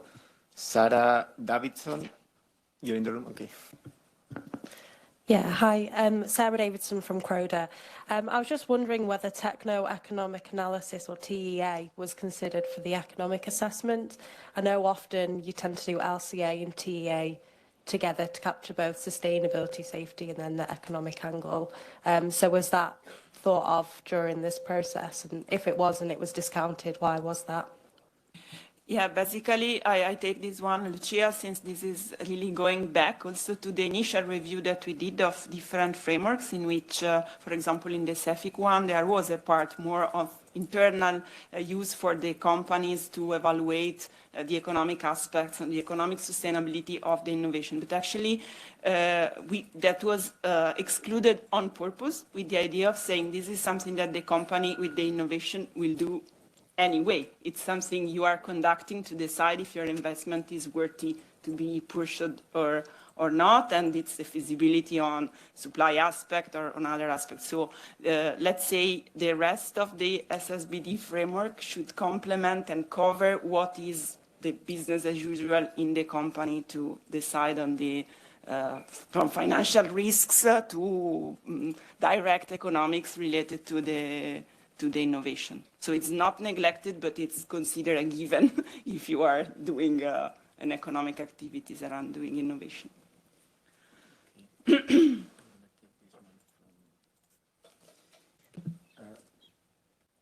Thank you. Before we take the next one, I just want to remind everyone that we will make available the recording of the webinar of the 2 days. We will send an email next week with information also on how to provide your comments and feedback on the draft report, okay? But more details will be explained at the end. Elori Igos, if you can connect. Yes, can you hear me? Yes, okay. I had a question about LCC because it was mentioned that there are several types of life cycle costing that can also include environmental and social externalities. So in that sense, it's a way to also include the results of LCA and social LCA into one single indicators, which has a monetary unit. So it means that the scoring we do for the LCA and so on is not really relevant anymore because now we are including everything into a monetary unit. So do you see as this approach that could be in favor, or do we stay as at the scoring level with several indicators and then applying maybe a multi-criteria decision analysis, or yeah, what is maybe the feeling about the different methods between monetarization or multi-criteria? Yeah, let's say that we are in an exploring phase. So we are exploring with you and with the case studies which options will be best. Ideally, I would say that for the life cycle part, keeping the midpoint indicators, so the closest link with the biophysical information, the biophysical figures will be the best, while using that for hotspot analysis and for, let's say, a process optimization or a reduction of the environmental impacts. While, of course, extending the monetization from environmental aspects to also maybe social aspect could be used also to see somehow, to make another type of narrative on the overall innovation, to say, okay, we expect the innovation to bring this economic figure for the company, these societal benefits, but possibly also these externalities and burdens. So I would not say one excluding the other, but underpinning different reflections on the results. Thank you, Serenella. We encourage the participants that put questions in Slido to add your name so we can actually identify, because the 2 pending questions are anonymous. So first, are there any questions in the room before we go back to Slido? Yes, please go ahead. What role does raw material certification play in social assessment? So thinking about RSPO success. And what about the Nagoya Protocol? Are these factored into SSbD, into the framework?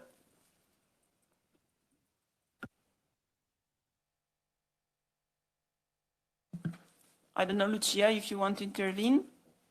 Otherwise, I can. Yeah. Explicitly considered, even though there could be synergies, because of course, if a company has a certification in the raw material supply, then this can facilitate also the exchange of data, and they can more easily retrieve some information on the origin of these materials. So I think it could be a facilitator somehow.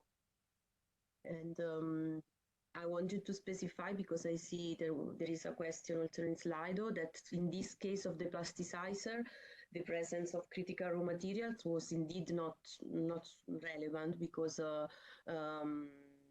critical raw materials refer to minerals and metals for non-energy use.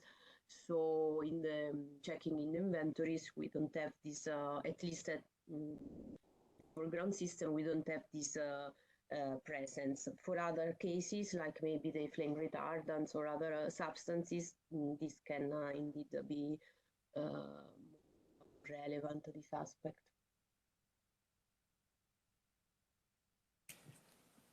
Thanks, Lucia. Maybe we take the other one, anonymous as well, on who is to provide consumer data that are very individual.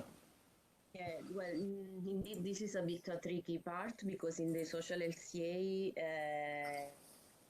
as we explained, there are these two different levels. The foreground system where we should use primary data and eventually collecting data directly, and the background system that refers to steps in the supply chain that are backwards and that we don't experience directly. For this background system, the country sector data for consumers are indeed not available, they are not meaningful, no? Because consumer indicators should cannot be assessed at this level. What can be done, it's for instance evaluating the communication strategies of companies, if they are somehow respectful of the consumers, if there are policies in place which allow consumers to provide feedbacks and things like this, more at corporate level rather than sector and country. So for the moment, this part, with this kind of analysis, these stakeholder categories cannot be.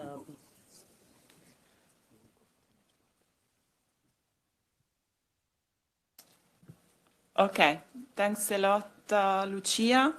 I think it's better we go to the next step now, step in the agenda, which is to listen to the lesson learned from the industrial run case studies. We have some of them to be shared with you. So we start with Clariant, with Adrian Bird, to present a case on flame retardants. So the floor is yours. If he's connected online. Okay. Okay, thank you very much. I hope you can see and hear me. Welcome to Brussels. I'm located near Cologne in Germany, and happy to be here, and thanks for the invitation to provide some initial feedback on the case study we have been performing. It's still, say, in the initial stages, but I think I can provide some feedback which also matches with what other people have mentioned yesterday and today. But to set a bit the scene, what is the product I'm going to talk about and the use case? So it's about flame retardants, phosphonate-based flame retardants. You see here on the left-hand side of the slide, two chemical structures. It's the upper one that is of more interest, the aluminium salt of diethyl phosphenic acid, which we produce here near Cologne in Germany. In this plant, you see on the right-hand side, that was built 2003, so rather recent. And this flame retardant is used in polyamides, polyesters, not so much in textile or fabrics, but in compact injection molded parts, but also in thermoplastic elastomers, and main use is electronics.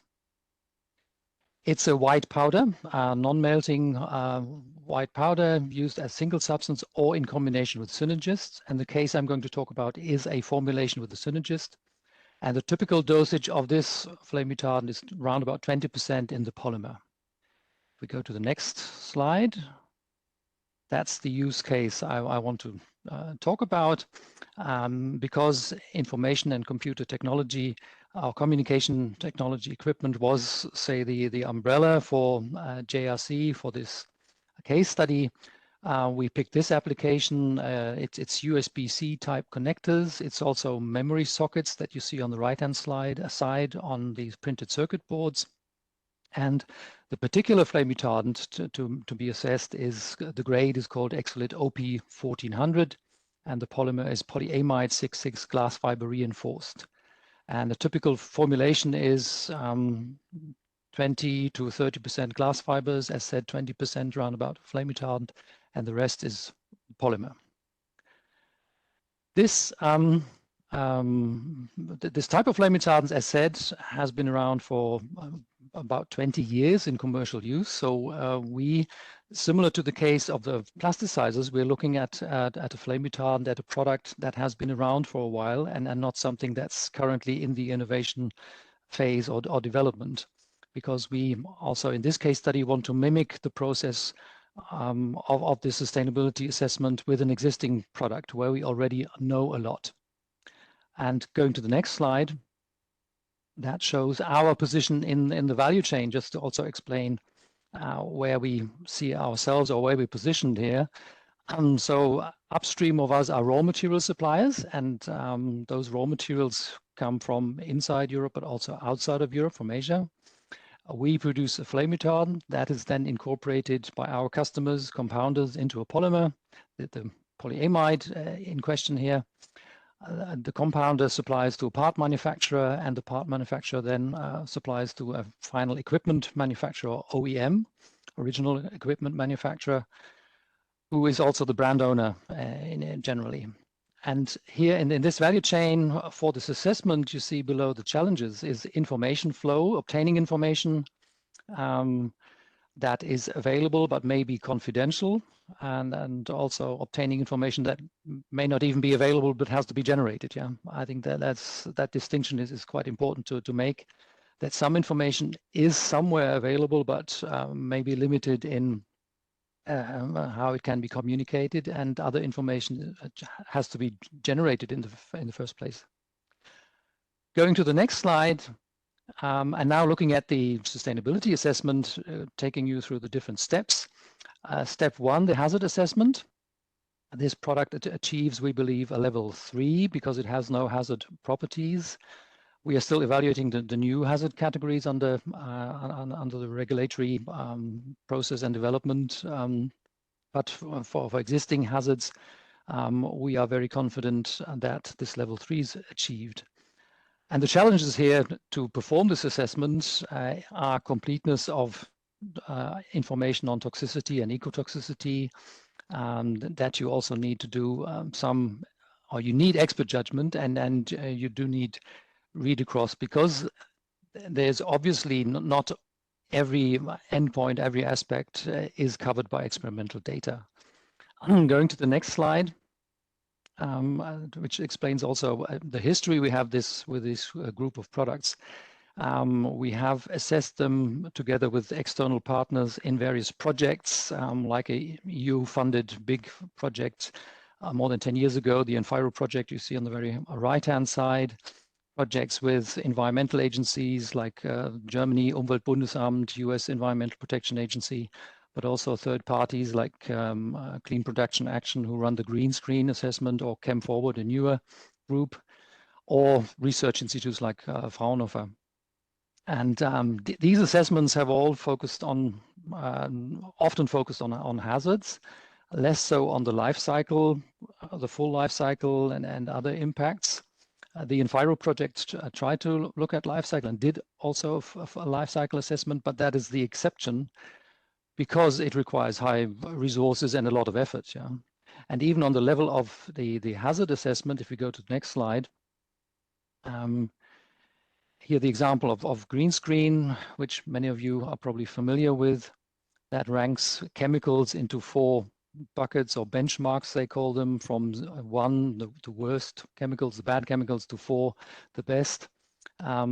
These phosphonates often achieve a benchmark of 3 because low concern indicated in the table at the right top hand. Even that is not, say, so as straightforward as you may think, because as said, we have a lot of tox studies and data and ecotox studies, but even with that at hand, you need further expert judgment and some cycles of review with the green screen reviewers to come to that final conclusion. Even on that level, there is a lot of expertise required. We also made it to the TCO, Certified Accepted Substances list, which you see at the bottom, which relies on green screen benchmarks for getting on that positive list of approved flame retardants or plasticizers from their side. If we now go to the next slide, looking at the second step, production and processing, there we're still in the initial stages of doing that. We decided to use ProScale for this assessment, which looks at workplace health impacts, potential health impacts for workers.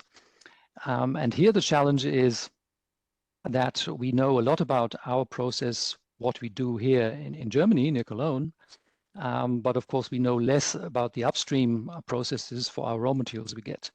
And the most upstream is what is called P4 here, yellow phosphorus or white phosphorus, that is produced outside of Europe, for instance, in Kazakhstan or China or Vietnam. And then there's 3 intermediates that we use where we also need detailed information, which nowadays is, say, it's getting better to get to that information. Suppliers are more open to that, even outside of Europe, but still quite a challenge to get to the necessary details. Moving to the next slide, just a glimpse at the final application phase, health and environment impacts. That is also under construction in the work still. Here we have less information simply because of the non-hazardous nature of the product. This was so far not required under REACH to look at exposure scenarios, for instance, but we're doing that now for this, exactly for this purpose, and also looking at end-of-life situations or scenarios like you see here on the right-hand side. Moving to the next step, the environmental sustainability assessment. For that, we have asked Fraunhofer, the research institute Umsicht, to help us. Because of the high effort involved, even though we have expertise in-house, we can't do it on our own. We don't have the full resources. So that involves some very significant cost. That's the one side. It still involves internal resources because you need to provide information on your own process and also knowledge, expertise on upstream processes that we have because we know phosphorus chemistry. So that is quite challenging, yeah, to get all the necessary information, in addition to the cost involved. Yeah. And even though we did such an assessment some years ago, and this is more an update and a modification of existing data, it is still a significant effort. And then moving to my final slide, summarizing, say, learnings and feedback so far on this SSbD approach or methodology. First, the guidance provides a very broad and comprehensive methodology. I think it is more like a textbook of all the things you could do, should do, can do. Yeah. However, if you want to do the full exercise, it requires very high efforts, as just explained, and also as shown in the plasticizer case. Doing a product environmental footprint, a life cycle analysis costs time and money.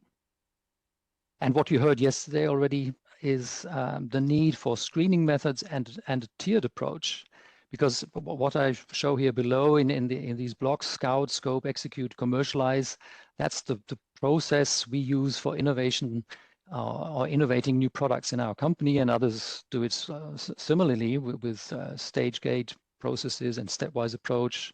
Yesterday we heard about 200 ideas that then funnel down, and these 100 or 50 ideas that you have for a new product, you also need to evaluate with very limited data before going forward, and that evaluation includes economic, of course, is it an attractive innovation economically, but also looking at sustainability aspects. So how to gear the suggested approach to this phased stepwise approach, I haven't really understood from what I've seen yesterday and today. And that is really the challenge. And there's, say, industry initiated ideas or concepts out there, for instance, from the World Business Council on Sustainable Development, this portfolio assessment platform that tries to do that. So I think we need to also move in that direction with the SSbD. Then next point number 4, when we look at substituting existing products or for known existing applications, we often already know the sustainability hotspots, so it may not be necessary to do the full LCA, to do the full consumer exposure exercise, because you know consumer exposure is not the hotspot. The hotspot may be the raw materials, which have particular hazards, or processes with very high energy consumption and emissions, or life cycle stages with particular issues which need improvement. So maybe focus on those. Next point, number 5. The approach we've seen focuses a lot on using models, trying to quantify everything and put it on a scientific basis. I think what we need is also expert judgment, some qualitative approach, and you can balance that with the limited quantification by some kind of peer review perhaps, so that it's not fully subjective but also can be challenged. But that I think is a way around limited data availability, limited also capacity, resources. Yeah. Next point, number 6. Also the production process and raw materials can bring sustainability improvements. So not only the final product in question or the final chemical in question. So that's also something to keep in mind. And last point here, that's very specific to flame retardants. A peculiarity that also the case of fire during the life cycle of a finished product, is that something that we should also include in the life cycle or look at as things like potential emission of smoke or toxicity of smoke. But that's, say, a very specific item for flame retardants. So to sum up, I think my basic message is the SSbD concept so far is a textbook. What we need is a toolbox, yeah, a simple to use, straightforward toolbox, and that's, I think, must be the way forward. And also what was mentioned earlier, trade-offs are a challenge, but I think we cannot live without trade-offs. So to say everything has to be perfect on every single aspect of sustainability, I think that's really hard to find and not realistic. So the question is how to deal with trade-offs going forward. So with that, I'd like to conclude. Thank you very much for your attention and the opportunity to present these thoughts, which I think are very much in line with what we heard from others yesterday and today. Thank you. Thanks a lot for the presentation. We will let's say, complete the presentation from companies and then open the floor to discussion so we have the complete picture. So the next is Wiebke Lolsberg. I hope I'm pronouncing correctly your name. Thank you. Thank you very much. So actually, what we have brought is another test case on flame retardants. So we talk about a polyamide 6 product applying a flame retardant. So actually we took, if you look at the value chain, the perspective from one step after what we've just seen. The two cases we're looking into, on the one hand, is a reference case, so a brominated flame retardant with a synergist, which is quite important for the performance of the overall flame retardancy of the product. The alternative case is a nitrogen-based, halogen-free flame retardant. Now, on top of that, we already discussed there are other performance aspects this product will need to fulfill. So in that particular case, so we talk about an polyamide going into an electronic device, like you can see here. So, for example, the coloring is quite important in that application, but also it needs to have a very low surface conductivity, which is essential for the performance, but also can heavily change depending on the flame retardant used. If you go to the next slide, you see here the value chain again. Now, starting from raw material extraction, monomer production, and then polymerization for the polyamide itself, we then enter into the compounding step, which is the one, let's say, we have now looked into. That is a mechanical, let's say, mixing of the polymer, where several additives go into, amongst others, the flame retardants. And you can see it here, so we do not only have the value chain for the polyamide, but attached or associated to this case also then the upstream situations for, on the one hand, the brominated flame retardant versus the nitrogen-based, which are again different. Then after this compounding step, the product goes to the article manufacturer, who's then, for example, doing molding steps and so on. Then the product would enter the use phase and then the end of life. As in the case before, we talk here about already commercial products, so the data availability was quite good as compared, for example, to new substance developments where we would be facing a totally different situation.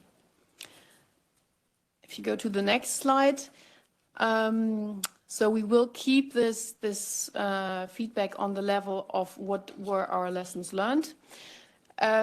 Looking into the first step, so the hazard assessment, we looked into the available data, ecotoxicological and human toxicological data from the respective REACH dossiers. So we actually did not only look into the properties of the flame retardant, but also the properties of all the other raw materials going into the process at this compounding stage. Now, also, as we've seen in the test case we discussed before, we have seen some data gaps for particular reasons. The relevant data for this case was available. Now, we suggest, let's say, to work with on that level, simply to avoid, let's say, additional need for especially animal testing. Of course, it needs to make sure that the data available are relevant to that particular case. The challenge we encountered, and that actually came a bit in the discussion also with JRC, so we had now looked into the compounding step, so we looked into all the raw materials going into this material, and looked at the hazard at the stage of the single or separate raw materials. Now, this, of course, does not reflect the hazard that may be associated with the final product after compounding. So, for example, if you have a dusty component or a powderous component going into the compounding step, the dustiness will be gone after the compounding, so the respective hazard does not exist. And this is something which is not reflected when looking into the hazards associated to the raw materials. So at the actually, say, depending on the application or the type of innovation we're doing, it may be worthwhile actually looking into the hazards associated with the product rather than all the raw materials. Then for step 2, the assessment of the safety aspects upstream and downstream, so worker health and safety. This is something which is still work in progress. We will be doing this on the using isotoc TRA assessment, because that was the one, let's say, we had initially the best access to. I can say already that this, for us, seems to be the most difficult step.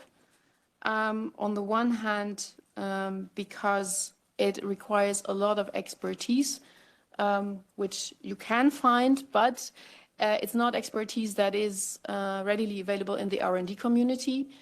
So you need to find the right experts, you need to have respective trainings, and also then apart from that, the data accuracy is a really crucial step, and that can be assured best, obviously, for the production steps we perform in-house.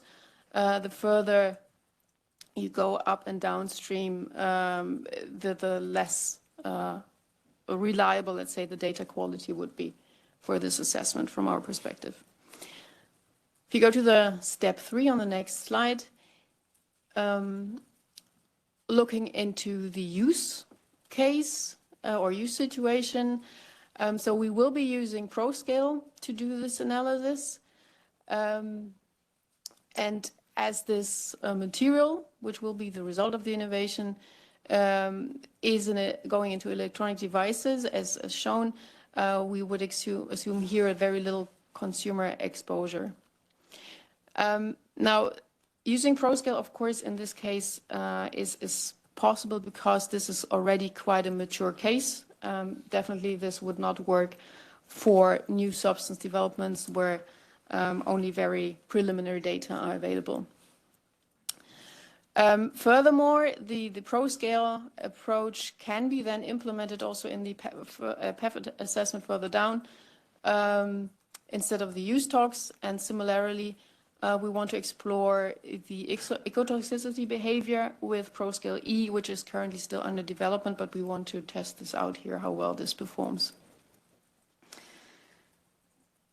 Going to step 4, so looking into or doing the life cycle assessment, we have started this. It's not yet concluded, but we will run, on the one hand, an ISO standard based LCA and as well as a PEF assessment, and then compare the outcome. What we already learned, even though the assessment is not fully done, by looking, let's say, or focusing on the flame retardant, actually in this particular application, you may actually miss the most critical component in terms of its impact.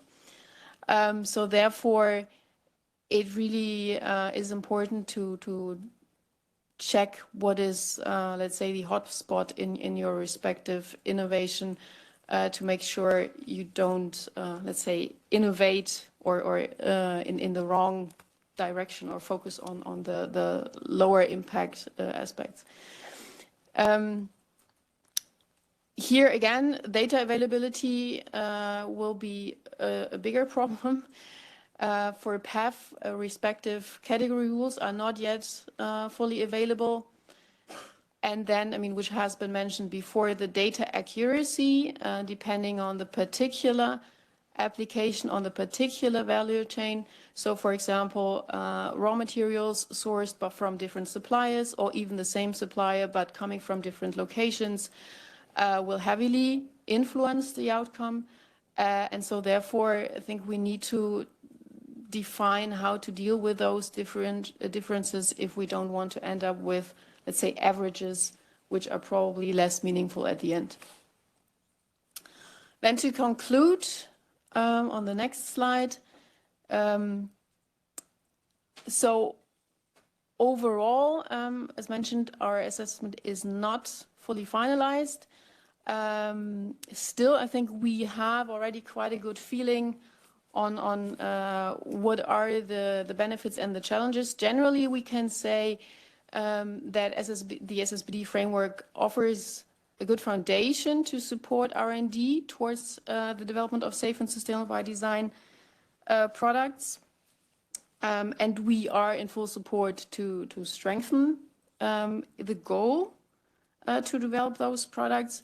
Nonetheless, we see that the data accuracy and availability will be a significant challenge, and we believe this will continue to stay a significant challenge also in the near future. And that is been said, even though we are talking about quite a mature case. The data consistency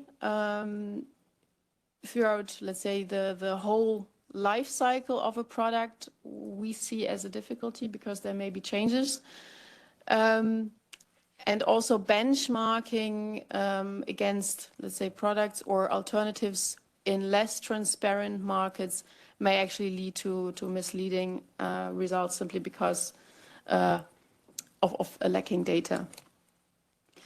And I think that leads to the necessity to come to an agreement what data maturity level is actually required in order to let's say, fulfill a step, to come to a conclusion for a step.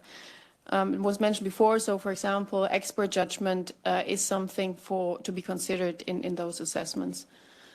Expertise for different fields is required. So as I mentioned, a lot of the expertise required for this assessment is not part in the R&D or not available in the R&D community.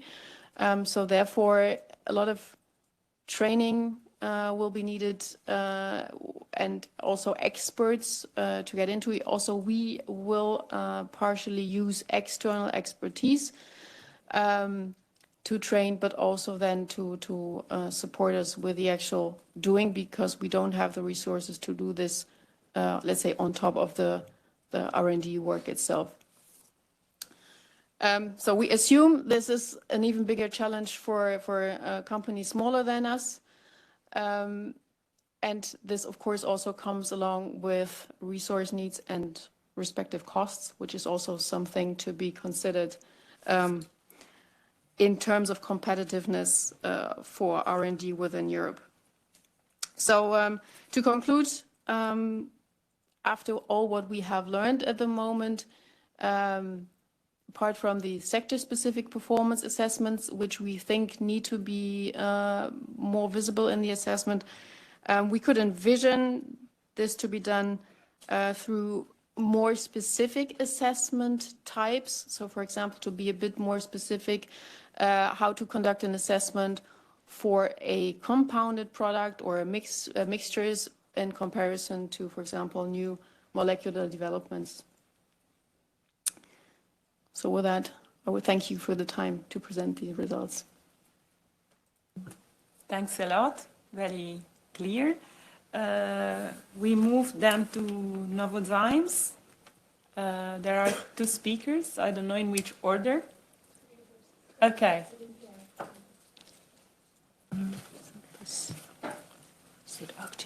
Yes.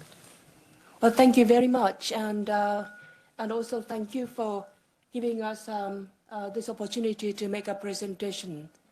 Novozymes is a manufacturer of the enzymes. So in case if you don't know enzymes are protein. Thank you very much. And it's a biological UVCB and registered under REACH. And it's a biological catalyst and works in at low concentration and milder pH and temperature, etc. It's been used in various applications, but in this case study, we chose bioscouring. The next slide, please. So scouring of the textile, especially for cotton. So normally our enzyme called pectin lyase can be used to optimize the process. So the next one, please.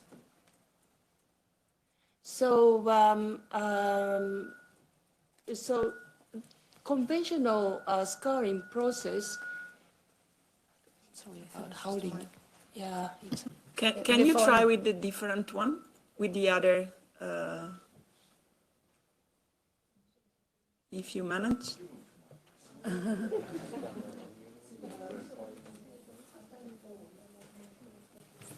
Is it better? Maybe better, yes. Oh. So conventional scouring, there is a alkaline condition, sodium hydroxide and hydrogen peroxide, and it's a high temperature, 100 degree, and you need to make sure that all chemicals are removed by rinsing process.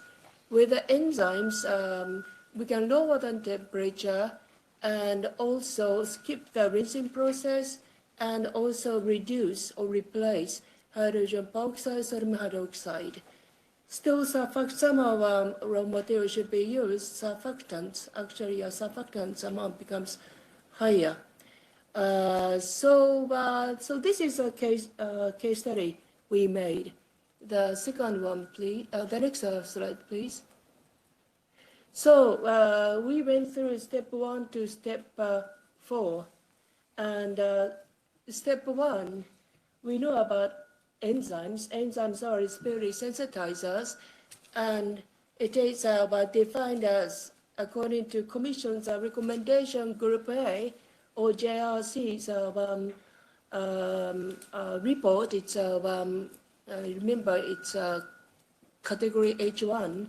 So if cutoff criteria is adopted for respiratory sensitizers, so enzymes are not eligible as SSbD. But we really want to decided to make this study to I cannot really read the text.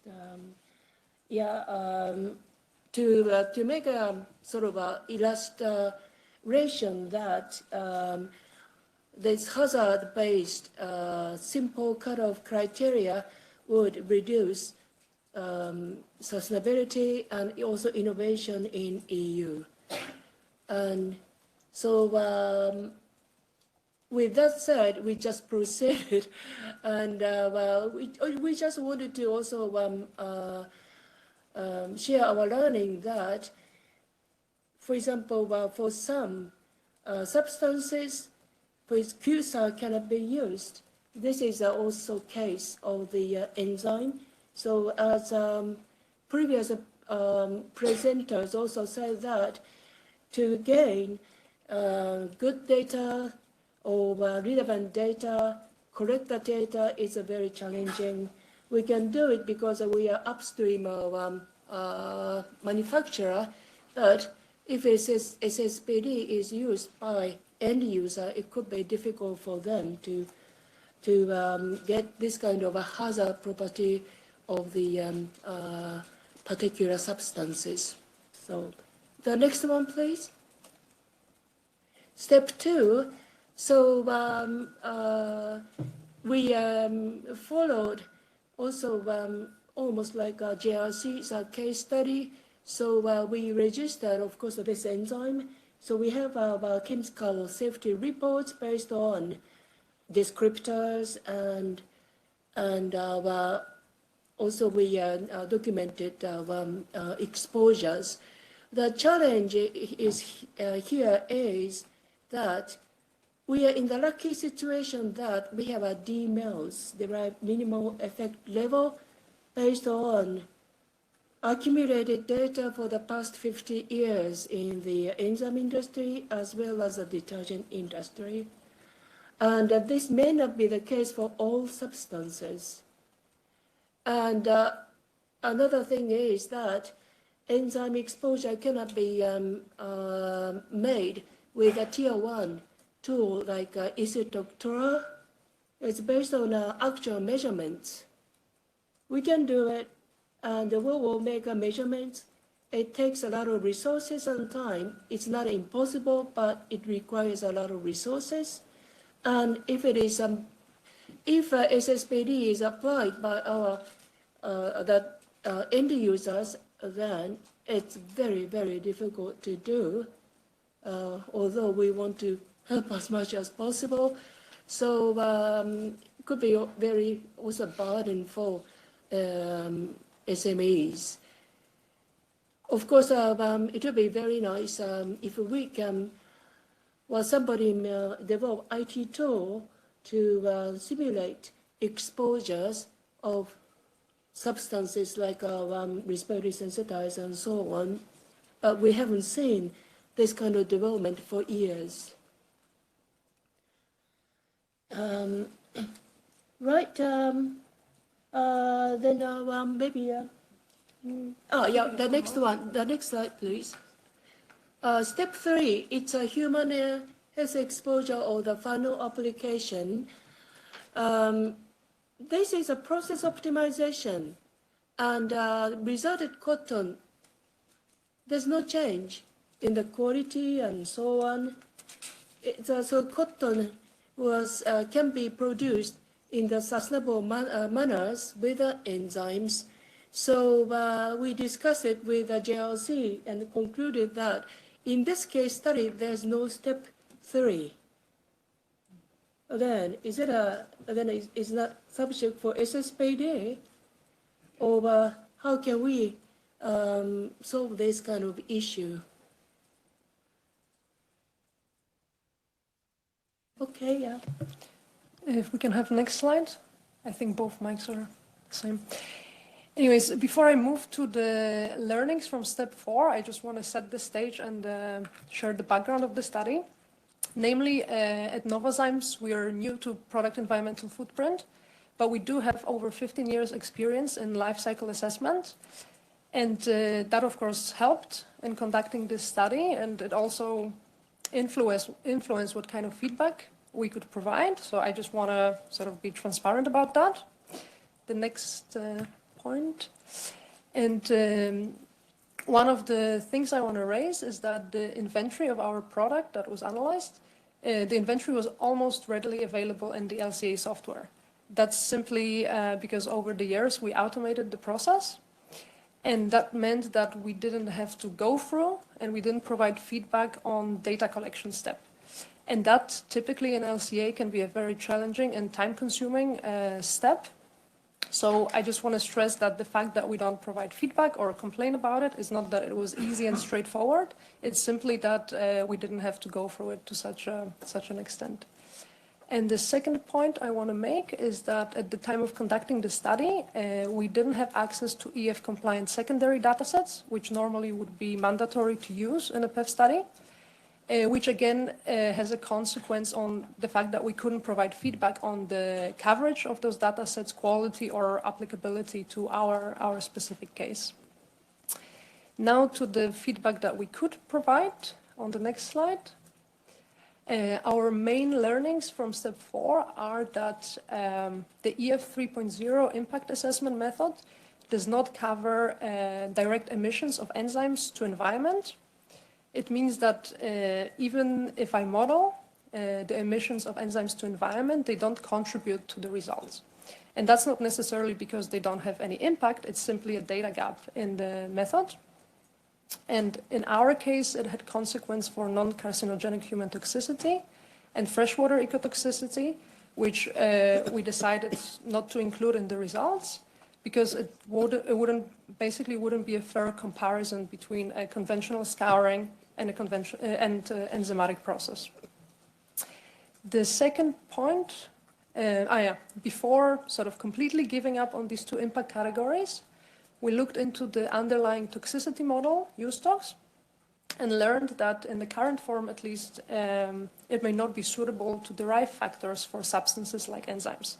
So it meant we basically didn't have an immediate solution to this toxicity assessment under PEF.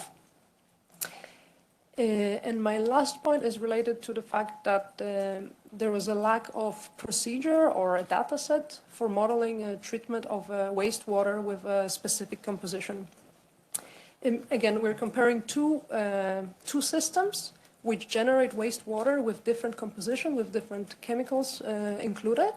And that difference could not be reflected with the data sets that we could use. And that's, of course, a big limitation for assessing the impact of end-of-life stage. And in our case, it meant that we had, oversimplified end-of-life modeling, in which we simply didn't include the wastewater treatment and just assumed that all the substance or the wastewater is emitted directly to nature. And it also meant that we couldn't, this approach didn't reflect a relatively high degradation rate of enzymes at the wastewater treatment plant. So that's, just something that would be great to include in the future so that when doing a PEF study, I guess we can do in a consistent way, model in a consistent way a wastewater treatment of specific composition. In my next slide, I have a summary of the results, even though, that was not the main point of the assessment. But just to give you a glimpse, we identified 5 most relevant impact categories that you can see on the chart. Those were the same for the conventional scouring and for the enzymatic scouring. For those most relevant categories, the enzymatic process had approximately 60% lower impact. And this is mainly driven by a decrease in steam and water consumption. As my colleague presented, instead of the scouring, instead of consisting of 3 steps with enzymatic process, it consists of 1. And that, of course, leads to savings. And those savings are translated into environmental results. But again, keep in mind that 2 of the impact categories were not part of the assessment. And that's all from me.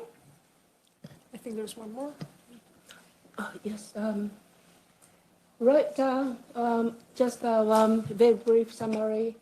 But again, we just want to say we didn't really realize that. We thought that the end use was a scouring process, but step 3 is dedicated to consumers. That was a surprise. Well, new learning for us, and I think somehow SSbD should be adjusted. And then again, I want to emphasize that there's a cutoff criteria should be reconsidered. Enzymes have been safely used in step, which we showed already in step 2 assessments, and fantastic contribution to in step 4. And also PEF, we understand why PEF is preferred LCA methods, but however, there's also limitation we identified, and especially toxicity. It's simply the model doesn't seem to fit macromolecules like enzymes, so which should be solved somehow. Thank you. Thanks a lot for the presentation. So the floor is open for comments and questions. We have already. Yeah. If there are no questions in the room, we can go to Slido. Sylvie Lemoine, if you can switch on your camera. My French is not that good, sorry. No worry. It's a comment or a question as well, because to my awareness, enzymes, when as placed on the market, are always encapsulated. And the whole idea being that there's no exposure, no risk of asthma. So I don't understand why SSbD should not assess what is placed on the market, because it's in the use that you get all the sustainability benefits. So I know here there was a discussion also about process improvement, but essentially what goes on the market is the enzyme encapsulated. So there's what I call intrinsic protection in the product.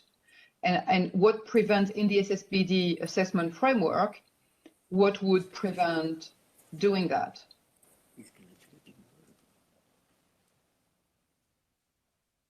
I guess this is a question for how you, for the enzymes, or yes, you want to address, yeah. Right. Yeah, thank you, Sylvie. You're right that while we make also product design of the enzyme product itself, like encapsulation in the mean, it's not a sort of polymer encapsulation, but we make a granulase, we make a coating on the surface so that enzyme exposure to the, at least the consumers are really minimized and one negligible level, and we have never seen any consumer incidents. And this the cutoff criteria for the SSbD, we feel like that the efforts the industry has made by the enzyme industry as well as detergent industry has been rather, well, neglected. Well, at least maybe it's a little bit a strong wording, but since it is a safe and sustainable, if a product is safe, then why not? Then product is also SSbD. So, so this is also one of our main messages in the presentation.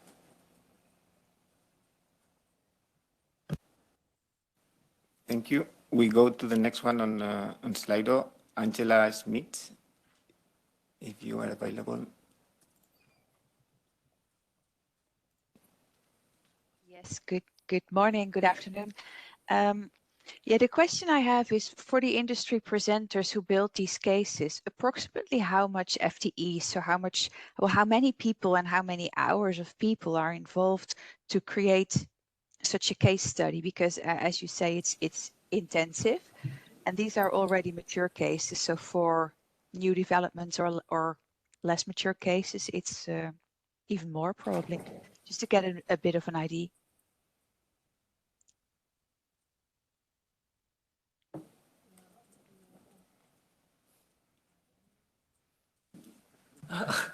Maybe we can go first since we sort of completed the study. Correct me if I'm wrong, but it was the two of us, right? On your side, it was just you involved? Yeah, because we had the data, right? Yes, exactly. So of course it was, as you mentioned, a mature case with the data that was already available, which was a little bit the idea to see not what data we're missing, but choose a complete case to see, okay, what would be needed for more sort of products in the innovation phase. But on the LCA side, it was basically one person for a bit less than a month, not like full time, and one person to review the work. And on the safety side? Well, safety side, I would say that because we had a rich dossier, it didn't take such a long time. And as you know, that step 2 and 3, it's almost like a rich dossier. But we have to also remember that the exposure data we used is more than 1,000 measure points. And it's over 10 years or 20 years. And as a FTE, we have one department dedicated to only measurements, 15 people working for more than 10 years or 20 years.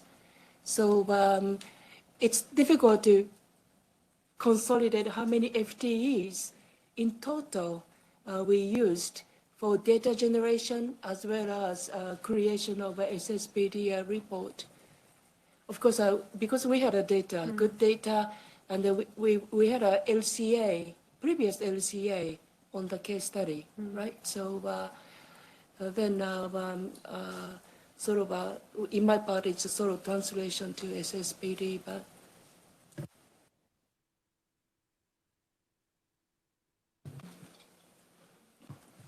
So I can try to add from our side. So we have 2 people driving this, let's say, as a project, who are, let's say, owning the topic, if you want to say so. Then for the different steps, we had to, or we are consulting experts internally and externally. So this would add, let's say, 2 to 3 people per step. Now, I mean, we are still in the process of finalizing the assessment, so that's not done yet. And what is definitely lacking was which was mentioned. So we are operating here based on existing data mostly, and it's more about crunching those data in the respective tools, which we're doing, than the actual data generation, which is an extremely expensive and cost-intensive factor, which is not reflected here.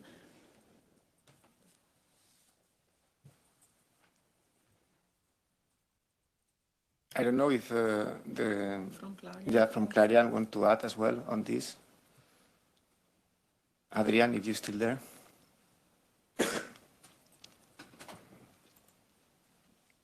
Can you? Okay, now you hear me. Okay, yes. I couldn't unmute myself. Yes, I conform to what Wiebke said. So within Clarion, it's me and 4 other colleagues. The time we've spent so far is maybe 10, 20 full days of work. But as said, we also source external support, which is in the range of say many thousand euros. and as with BSF, we're not even at the end. Yeah. So I expect a lot more effort needed here. So it's not something that you can do with 3 people in one afternoon. Yeah, but that's also not the aspiration. Yeah, but yeah, yes. We need to have in mind the long-term perspective of the innovation. Yeah. So it is a long-term process to apply the whole thing. Okay, Angela, you also had another question. If you want to address it, now is your chance to use the floor. Okay, yes, thank you. My question was who should be responsible in the end for building these cases? Because, well, raw materials go into thousands of applications, then a chemical is made which also goes into hundreds, sometimes thousands of uses. But then the one that produces the part or even the end product may not even be in Europe. So who should own this process? Where's the drive? Because from an innovation perspective, you start from the raw material, but you need the others to do it, and how to do.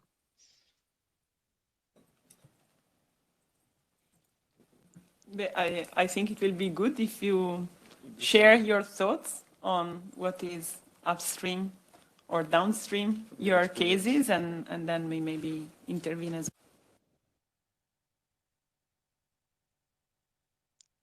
Yes, maybe if I may comment, so if I'm still heard. Sure. Yes, so correct. SSbD looks at chemicals, yeah, at making chemicals more sustainable. But what about the final products? And I think here the link to eco design, to eco labels, perhaps, or other ways how to promote also the acceptance of more sustainable chemicals further downstream is very important, how that interlinks. And also to come back to the case I presented, this product I presented is an improvement over an earlier generation formulation, which has ingredients which are labeled as reprotox category 2 or long-term aquatic toxicity. But it was or is still difficult to convince our customers to move to the more advanced product. Yeah, why is that? Because first of all, never change a running system or winning system. Changing a formulation is effort, even though the cost may not be really much different. And things like existing certifications, qualifications, and all these things. So I think that also needs to be kept in mind, that even if we come up with something that is very well documented as being more sustainable, in terms of the chemistry, how do we create the market pull and acceptance of those products? Yeah.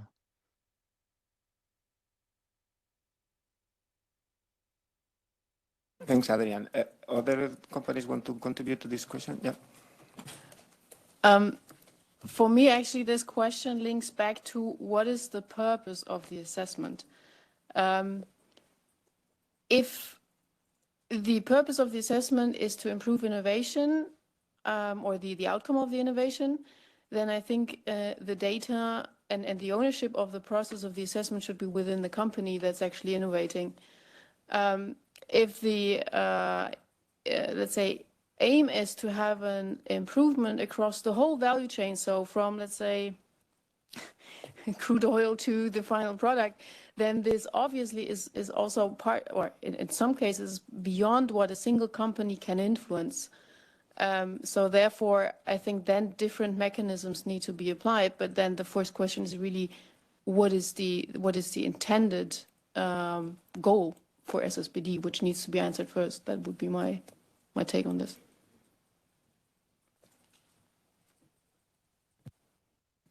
Thank you. We have a question in the room, so Edini. Thank you, Henrik Edin, ChemSec. And thank you for all your presentations and for these case studies. I have a question to Adrian Beard from Clarion, and it's regarding the step 1. And we had some discussion about the data availability when assessing the hazards. And I was just wondering, since you are into green screen and other assessment models, if you think that is a good tool to be used here, or what are your thoughts about this? Was it a much more complicated process for you to access this data and use it in this case study? That would be interesting to hear your thoughts and yeah. Thank you. Thanks, Henrik. Yes, so we have been working with green screen for some years now, and see certain benefits in it, in that it allows you a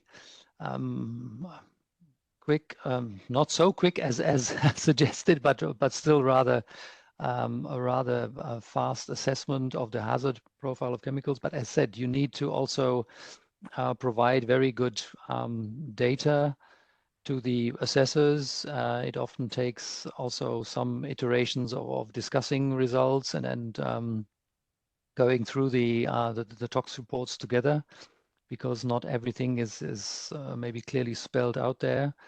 So it is one approach with ChemForward. Another one has come up, another system. So this type of screening assessment, yeah, and I don't want to say put too much highlight on green screen here, but this general concept of doing a first hazard screening on a broad level and also then coming to a categorization that goes beyond the simple legal cutoff limits for PBT, CMR, and so forth, but also differentiates the better chemicals, so to speak. I think there's value in that. Yeah. And the way the SSbD guideline treats this is somewhat similar. Yeah? It also uses certain criteria that go then to level 2 and 3. But this general concept, I think, is something that should be used and can be very helpful in this process. Thank you, Adrian. There is another question in the room. Yes. Hello, it's Anna Costa from CNR in Italy. It's not actually a question but a comment from my perspective. I'm a researcher, so I stay at the early stage, very early stage of the innovation process.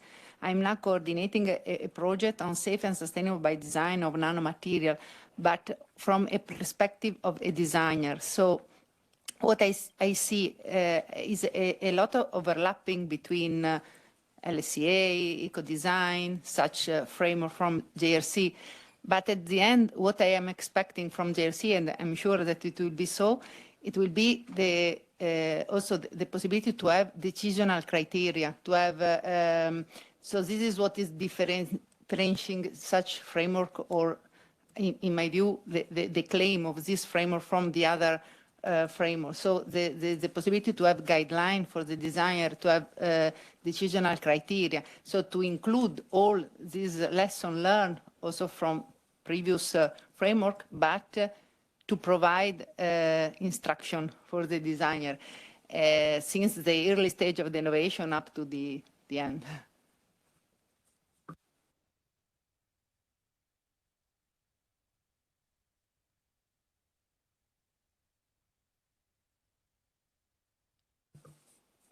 Okay, does it work? Yeah. My name is Jaco Westra. I'm from the Dutch Institute of Public Health and the Environment. And I'm also involved in PARC, which is the Partnership on the Risk of the Assessment of Chemicals. I want to pick up on what Anna-Louise just said. Within PARC, there is a work package which is specifically dedicated to safe and sustainable by design. And one of the topics which comes frequently on discussion is how to connect safe and sustainable by design with this innovation kind of process.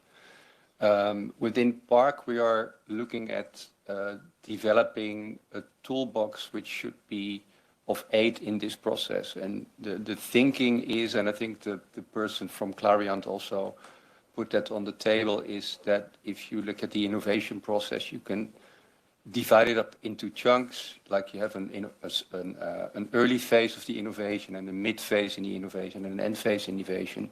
And for every phase, you will need a different kind of tool set to make the assessment. And this tool set is, of course, complicated, will be product specific. You will not only have to look at the toxicity and the hazards, but also at life cycle elements, but maybe also at usability. Where do you use the specific substance for? So we're in the process of putting together a blueprint of this toolbox.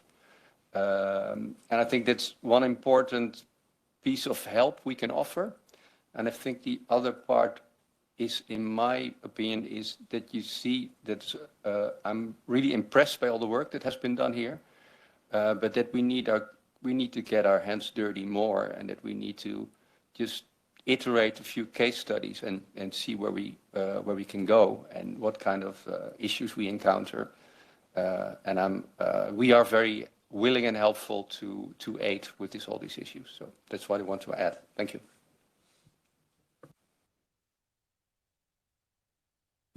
Yes, so thank you for these comments and willingness to contribute to, let's say, having this more implementable in future also via these case studies.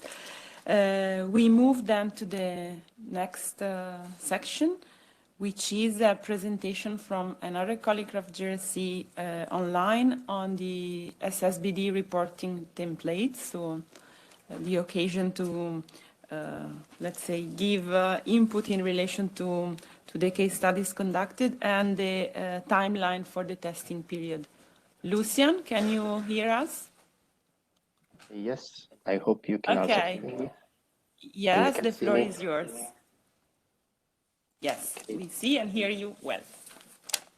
Very good. So after these interesting discussions, we'd like to go a bit more onto what will be on the next phases of the project, and speak a bit on this SSbD reporting template and how we like to implement it in the next phases of the project. So as it was also mentioned during this 2 days of the workshop, the SSbD recommendation encourages different stakeholders like member states, industry, academia, research organizations to report to the Commission on the implementation, but within a voluntary reporting mechanism. And to facilitate this, reporting template will be available. And please note that one of the first versions of the template was already published for information together with the recommendation. So during this testing phase of the framework, so the next phase of the project, the template should be used to collect this input and feedback from different stakeholders. If you go to the next slide.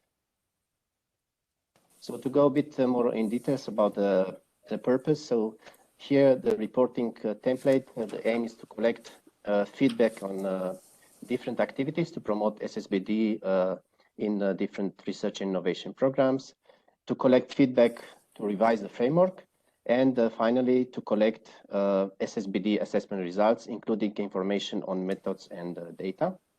And the template will also address different confidentiality and appropriate use of the information that will be collected. Next slide. So here is the list of information that will be requested. These bullet points are also included in the recommendations. So I will not read all of them, as they are reflected on the structure of the template that I will present in the next slides. But basically, there are two main sections that this information is requested. So one, it's on the use on SSbD framework and the related research innovation activities. And the second is the input to the SSbD assessment. We go to the next slide. So the structure of the template that is currently proposed has three sections: one on the general information, one on the activities promoting the SSbD framework and other R&I activities, and the third section on the SSbD framework itself. And I will present a few details on each of them in the next slides. We can go to the next slide. So yeah, obviously in the general information, we'll like to identify the respondent who is sending the information, the initiative behind this, like the response, who provided the feedback, and also further agreement regarding the use of the information and the data provided, but also the further willingness for further collaboration and communication. If we go to the next slide. The second section, we would like to get a bit more information on the activities promoting the SSbD framework and other RNI activities. So here we are looking on more general information, such as like information regarding national, international, or industrial programs, existing RNI policies or strategies referencing the SSbD framework, and also educational training programs to develop skills required to implement the SSbD framework. And then we go a bit more specific to collect information on tools, methods, and data. So here we are looking to get information on the programs or initiatives developing new safety or sustainability assessment methods, models, or tools, available data useful for the SSbD assessment, and activities related to the increase of the available or of fair data for the safety and sustainability assessment. Can go to the next slide.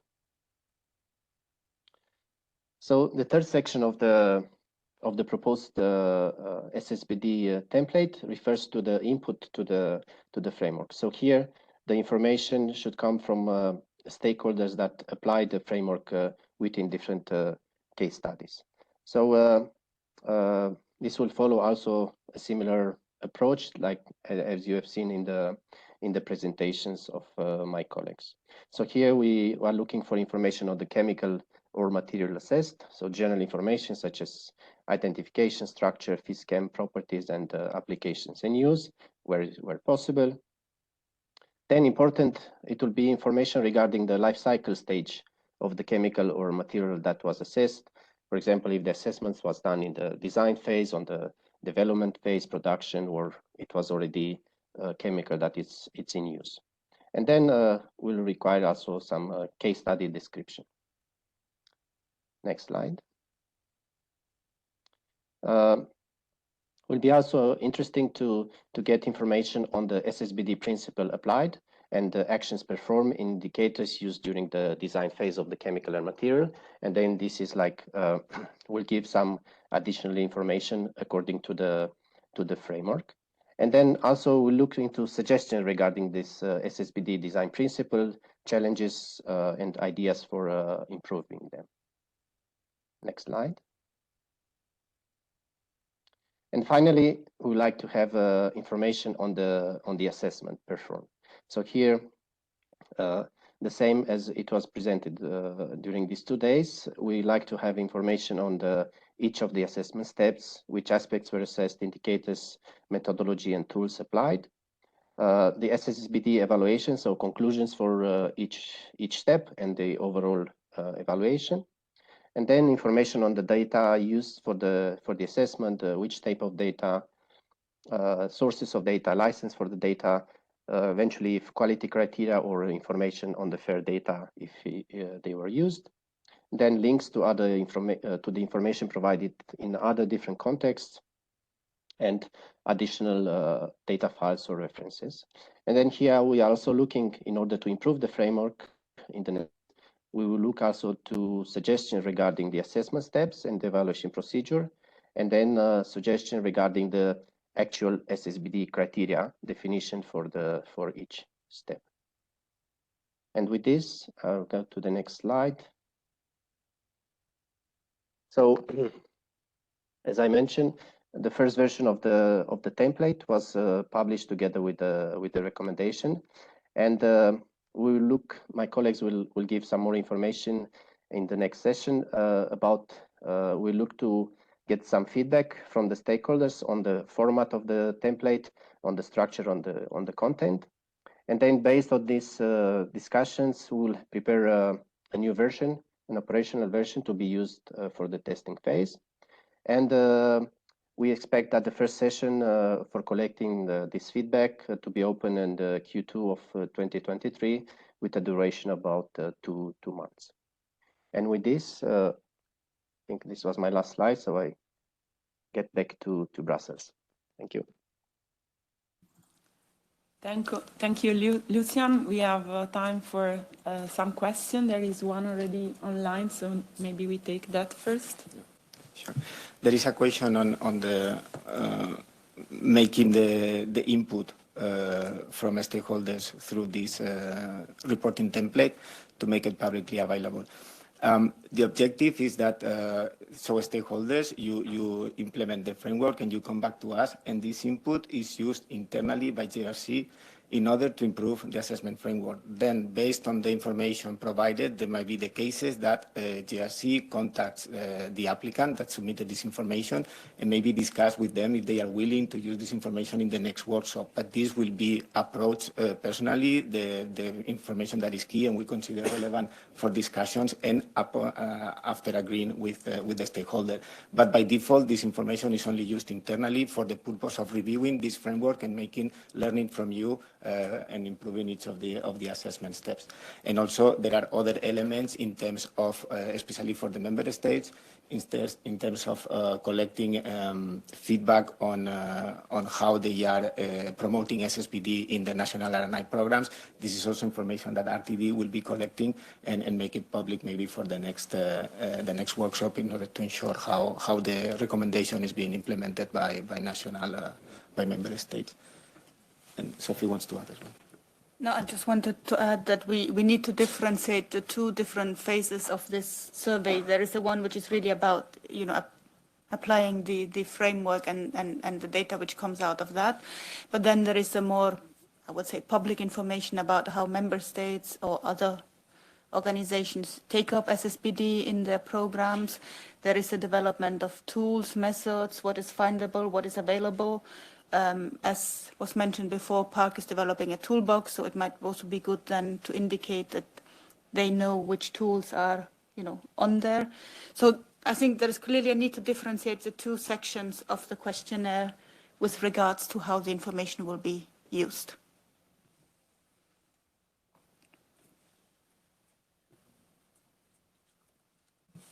Okay. Yeah, thank you. Annika from BSF talking. I just wanted to ask, because what we've talked about yesterday and today for the SSbD assessment was rather a final complete evaluation process.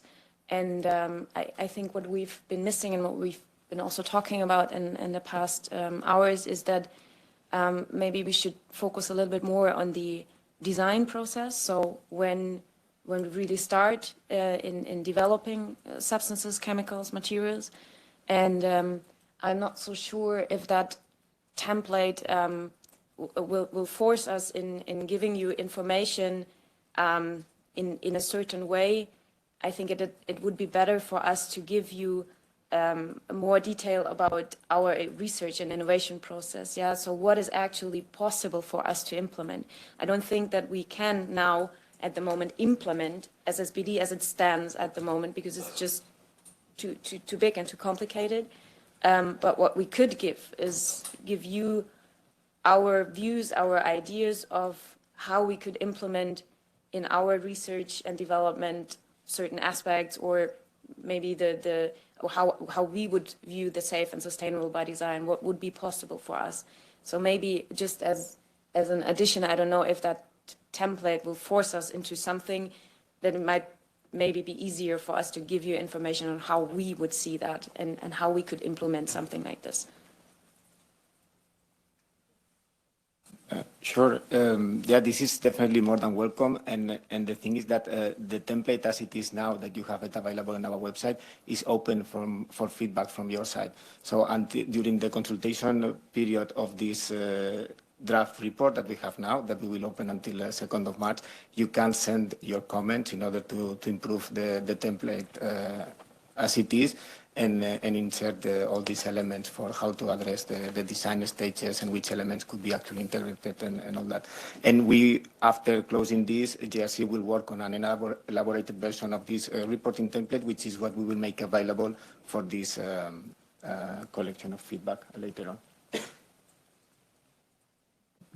Any other question in the room or online? Here are from the template. No, this is previous questions. Okay. Okay. So.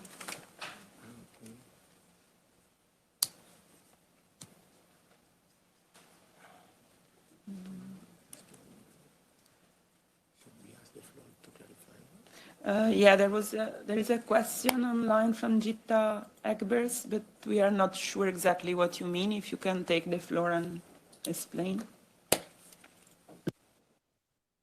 Yes.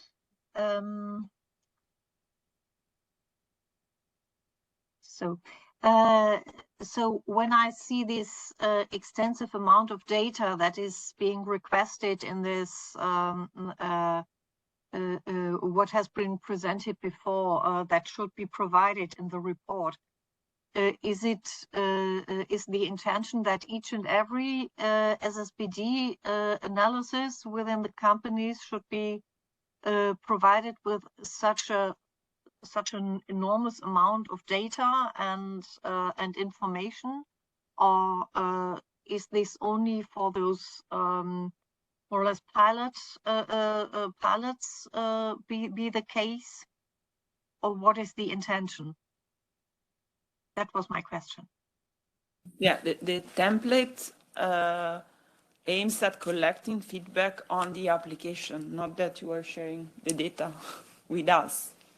So if you are running 1 or 1,000 application of the SSbD framework, you have an occasion via the template in a structured manner to give feedback, to improve and refine the framework. It's not that we are asking to submit any data.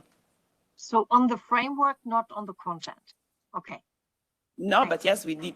I mean, it will be useful to know anyway on which kind of projects or product or chemicals you have applied, but just to have an idea. I mean, if 99% of the test will be just, I don't know, on construction chemicals, this is an information interesting to know. We hope instead to have a variety of different applications. That means that the refinement of the framework will build on experiences held by different type of companies and different markets, raw materials, whatever. Okay. So it's just an information on this. Yeah. Okay. What I understood that there might be, so I have certain experiences with REACH registrations, and when I was a bit reminded at those kinds of UCLAD where a lot of in-depth information is hidden after behind one little bullet. But this is not intended. So no, it's not a template to share information on the actual data. It's more to share on the experience on the application of the framework, and of course to get as much as possible inputs for its refinement that you want to share with us. Okay, thank you for the clarification. Okay.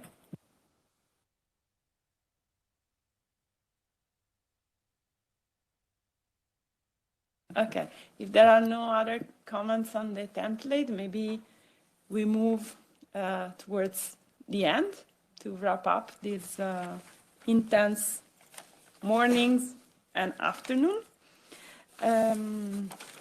So first of all, just an info. There were some pictures taken yesterday. So in case you have anything against the fact that maybe will be put on the RTD website, please contact via the functional mailbox that was inviting you and inform us about that. So next slide. Okay, so now it's the moment for you to start, let's say, contributing to the refinement of the case study report, especially with comments on aspects that you want that are clarified or that are presented better, or if you have already things that you think could be important to be mentioned there. So we are opening now a period up to the 2nd of March of consultation of the document that you have received. And the consultation will imply that you can have general comments, but also more specific comments. So, I mean, the document that has been shared as lines, so you can say this page, these lines, this issue to be addressed. Do not spend too much time on editing issues. just because, as we said in the disclaimer, I mean, the document, we have no time to make proofreading or to do any intense editing, so that will be anyway done.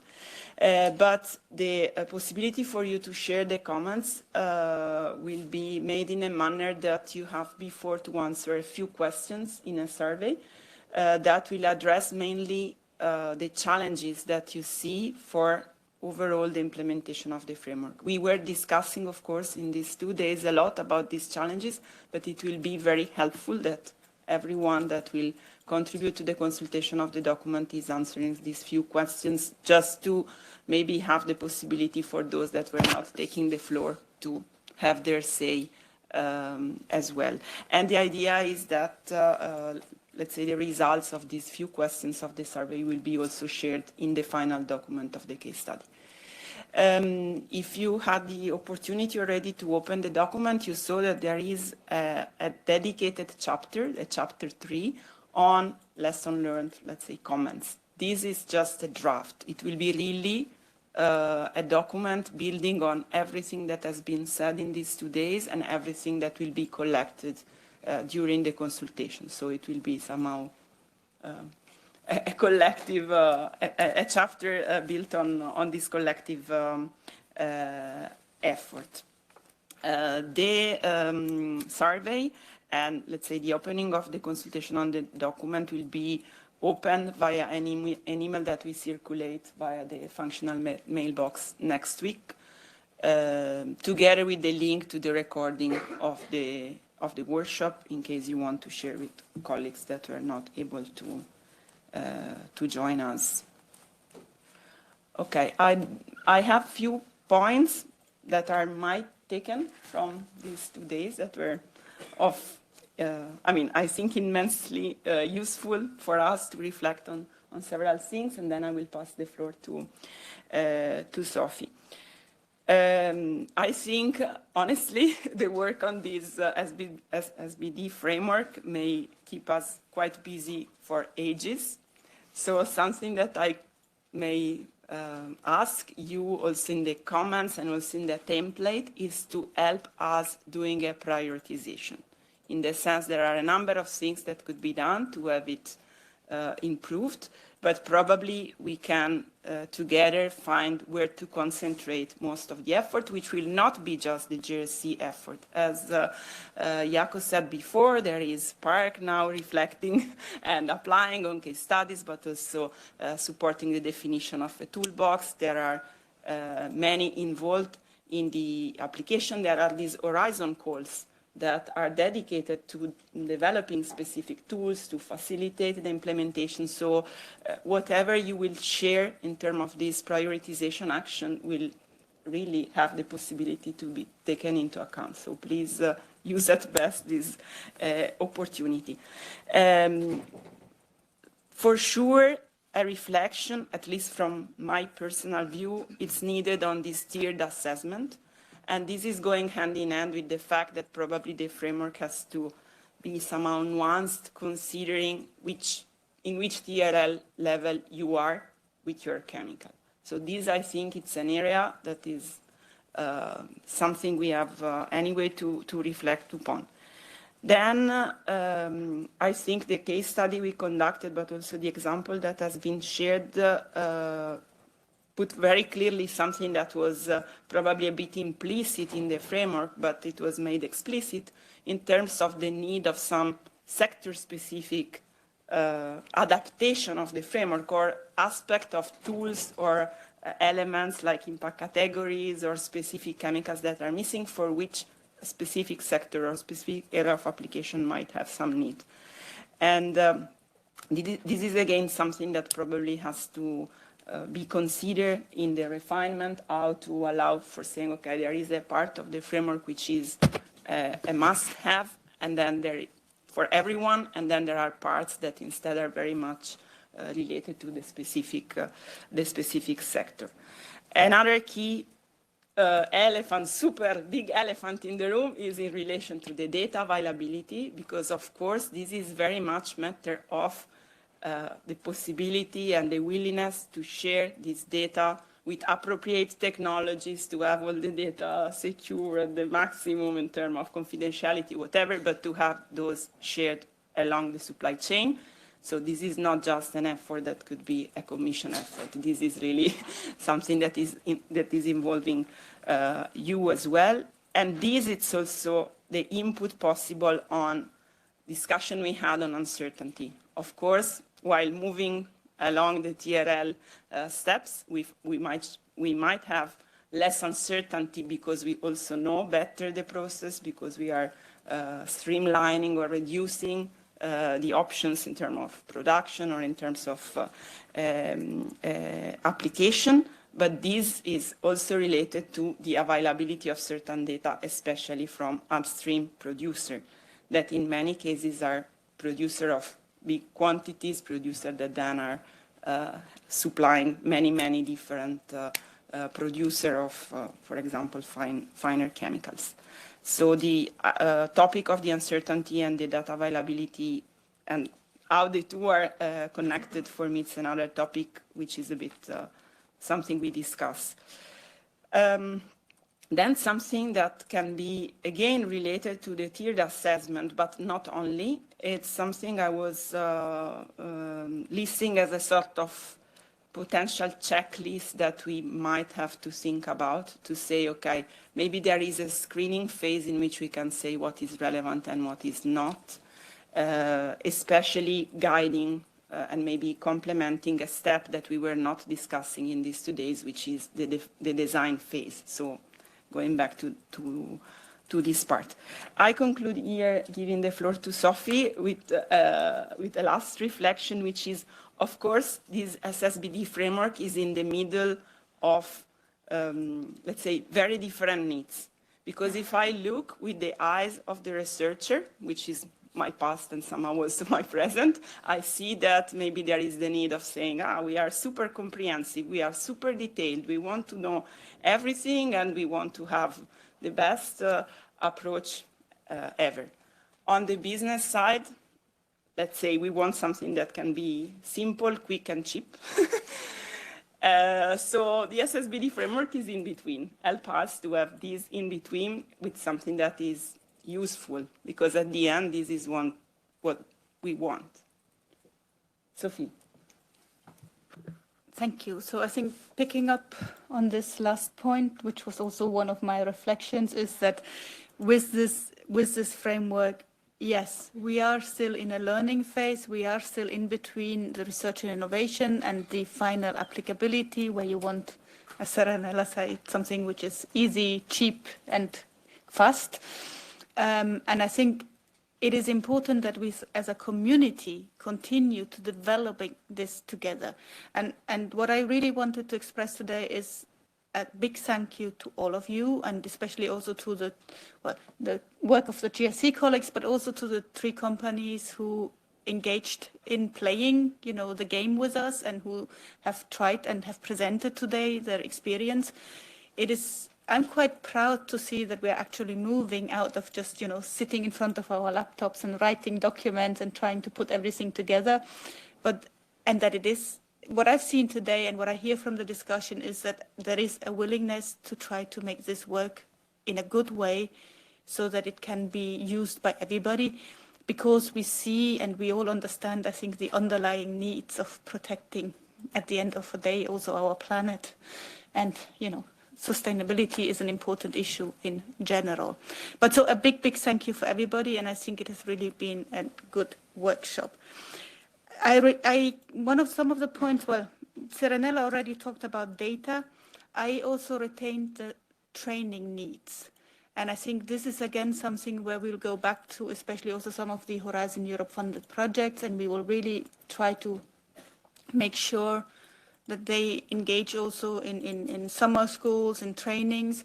But it's also a message to take back to member states maybe, and especially to universities. What is it we need to learn when we are in our education scheme today? And what are the new skills which needs to be there so that companies can then recruit people who actually can do LCA, sleeping in their bed because they know it inside out. So I think it's an important it's an important point, and it's a point we can actually act on. Very, well, not very easy, but which is comprehensive for everybody. SMEs is the other topic which comes up continuously, and I think I want to express, we know, we understand, but as said before, we also see that at this moment we are still in an early phase of testing the framework. There are lots of questions on it still. There are open issues which needs to be addressed. It might seem overwhelming for an SME at this moment, but we would really like to hear from them also where they think it's completely overwhelming and which steps they think could be manageable. So you might not, as an SME at this moment, say, okay, I will actually run a whole assessment on my chemical, but we would still invite you to provide feedback when you think about the framework. Where do you think there are the biggest obstacles for you and what could be improved? So this is really, don't step back from the interaction with us. Data we addressed, the tiered approach we've addressed. Yeah, I like the remark about translating a textbook into a toolbox. I think that is really the work which needs to be done.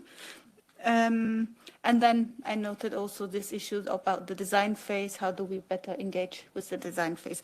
So I think, yeah, I would end the meeting by again thanking all of you for coming, for having been here, for having stayed here. You know, I know there is always a problem of planes and trains and everybody leaving, but I think I'm really happy to see the completeness of the room still. I don't know how the situation is online, but many, many thanks also to the people who have attended online.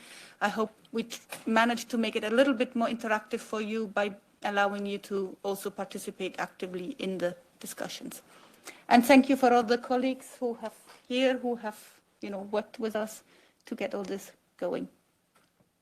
Thank you.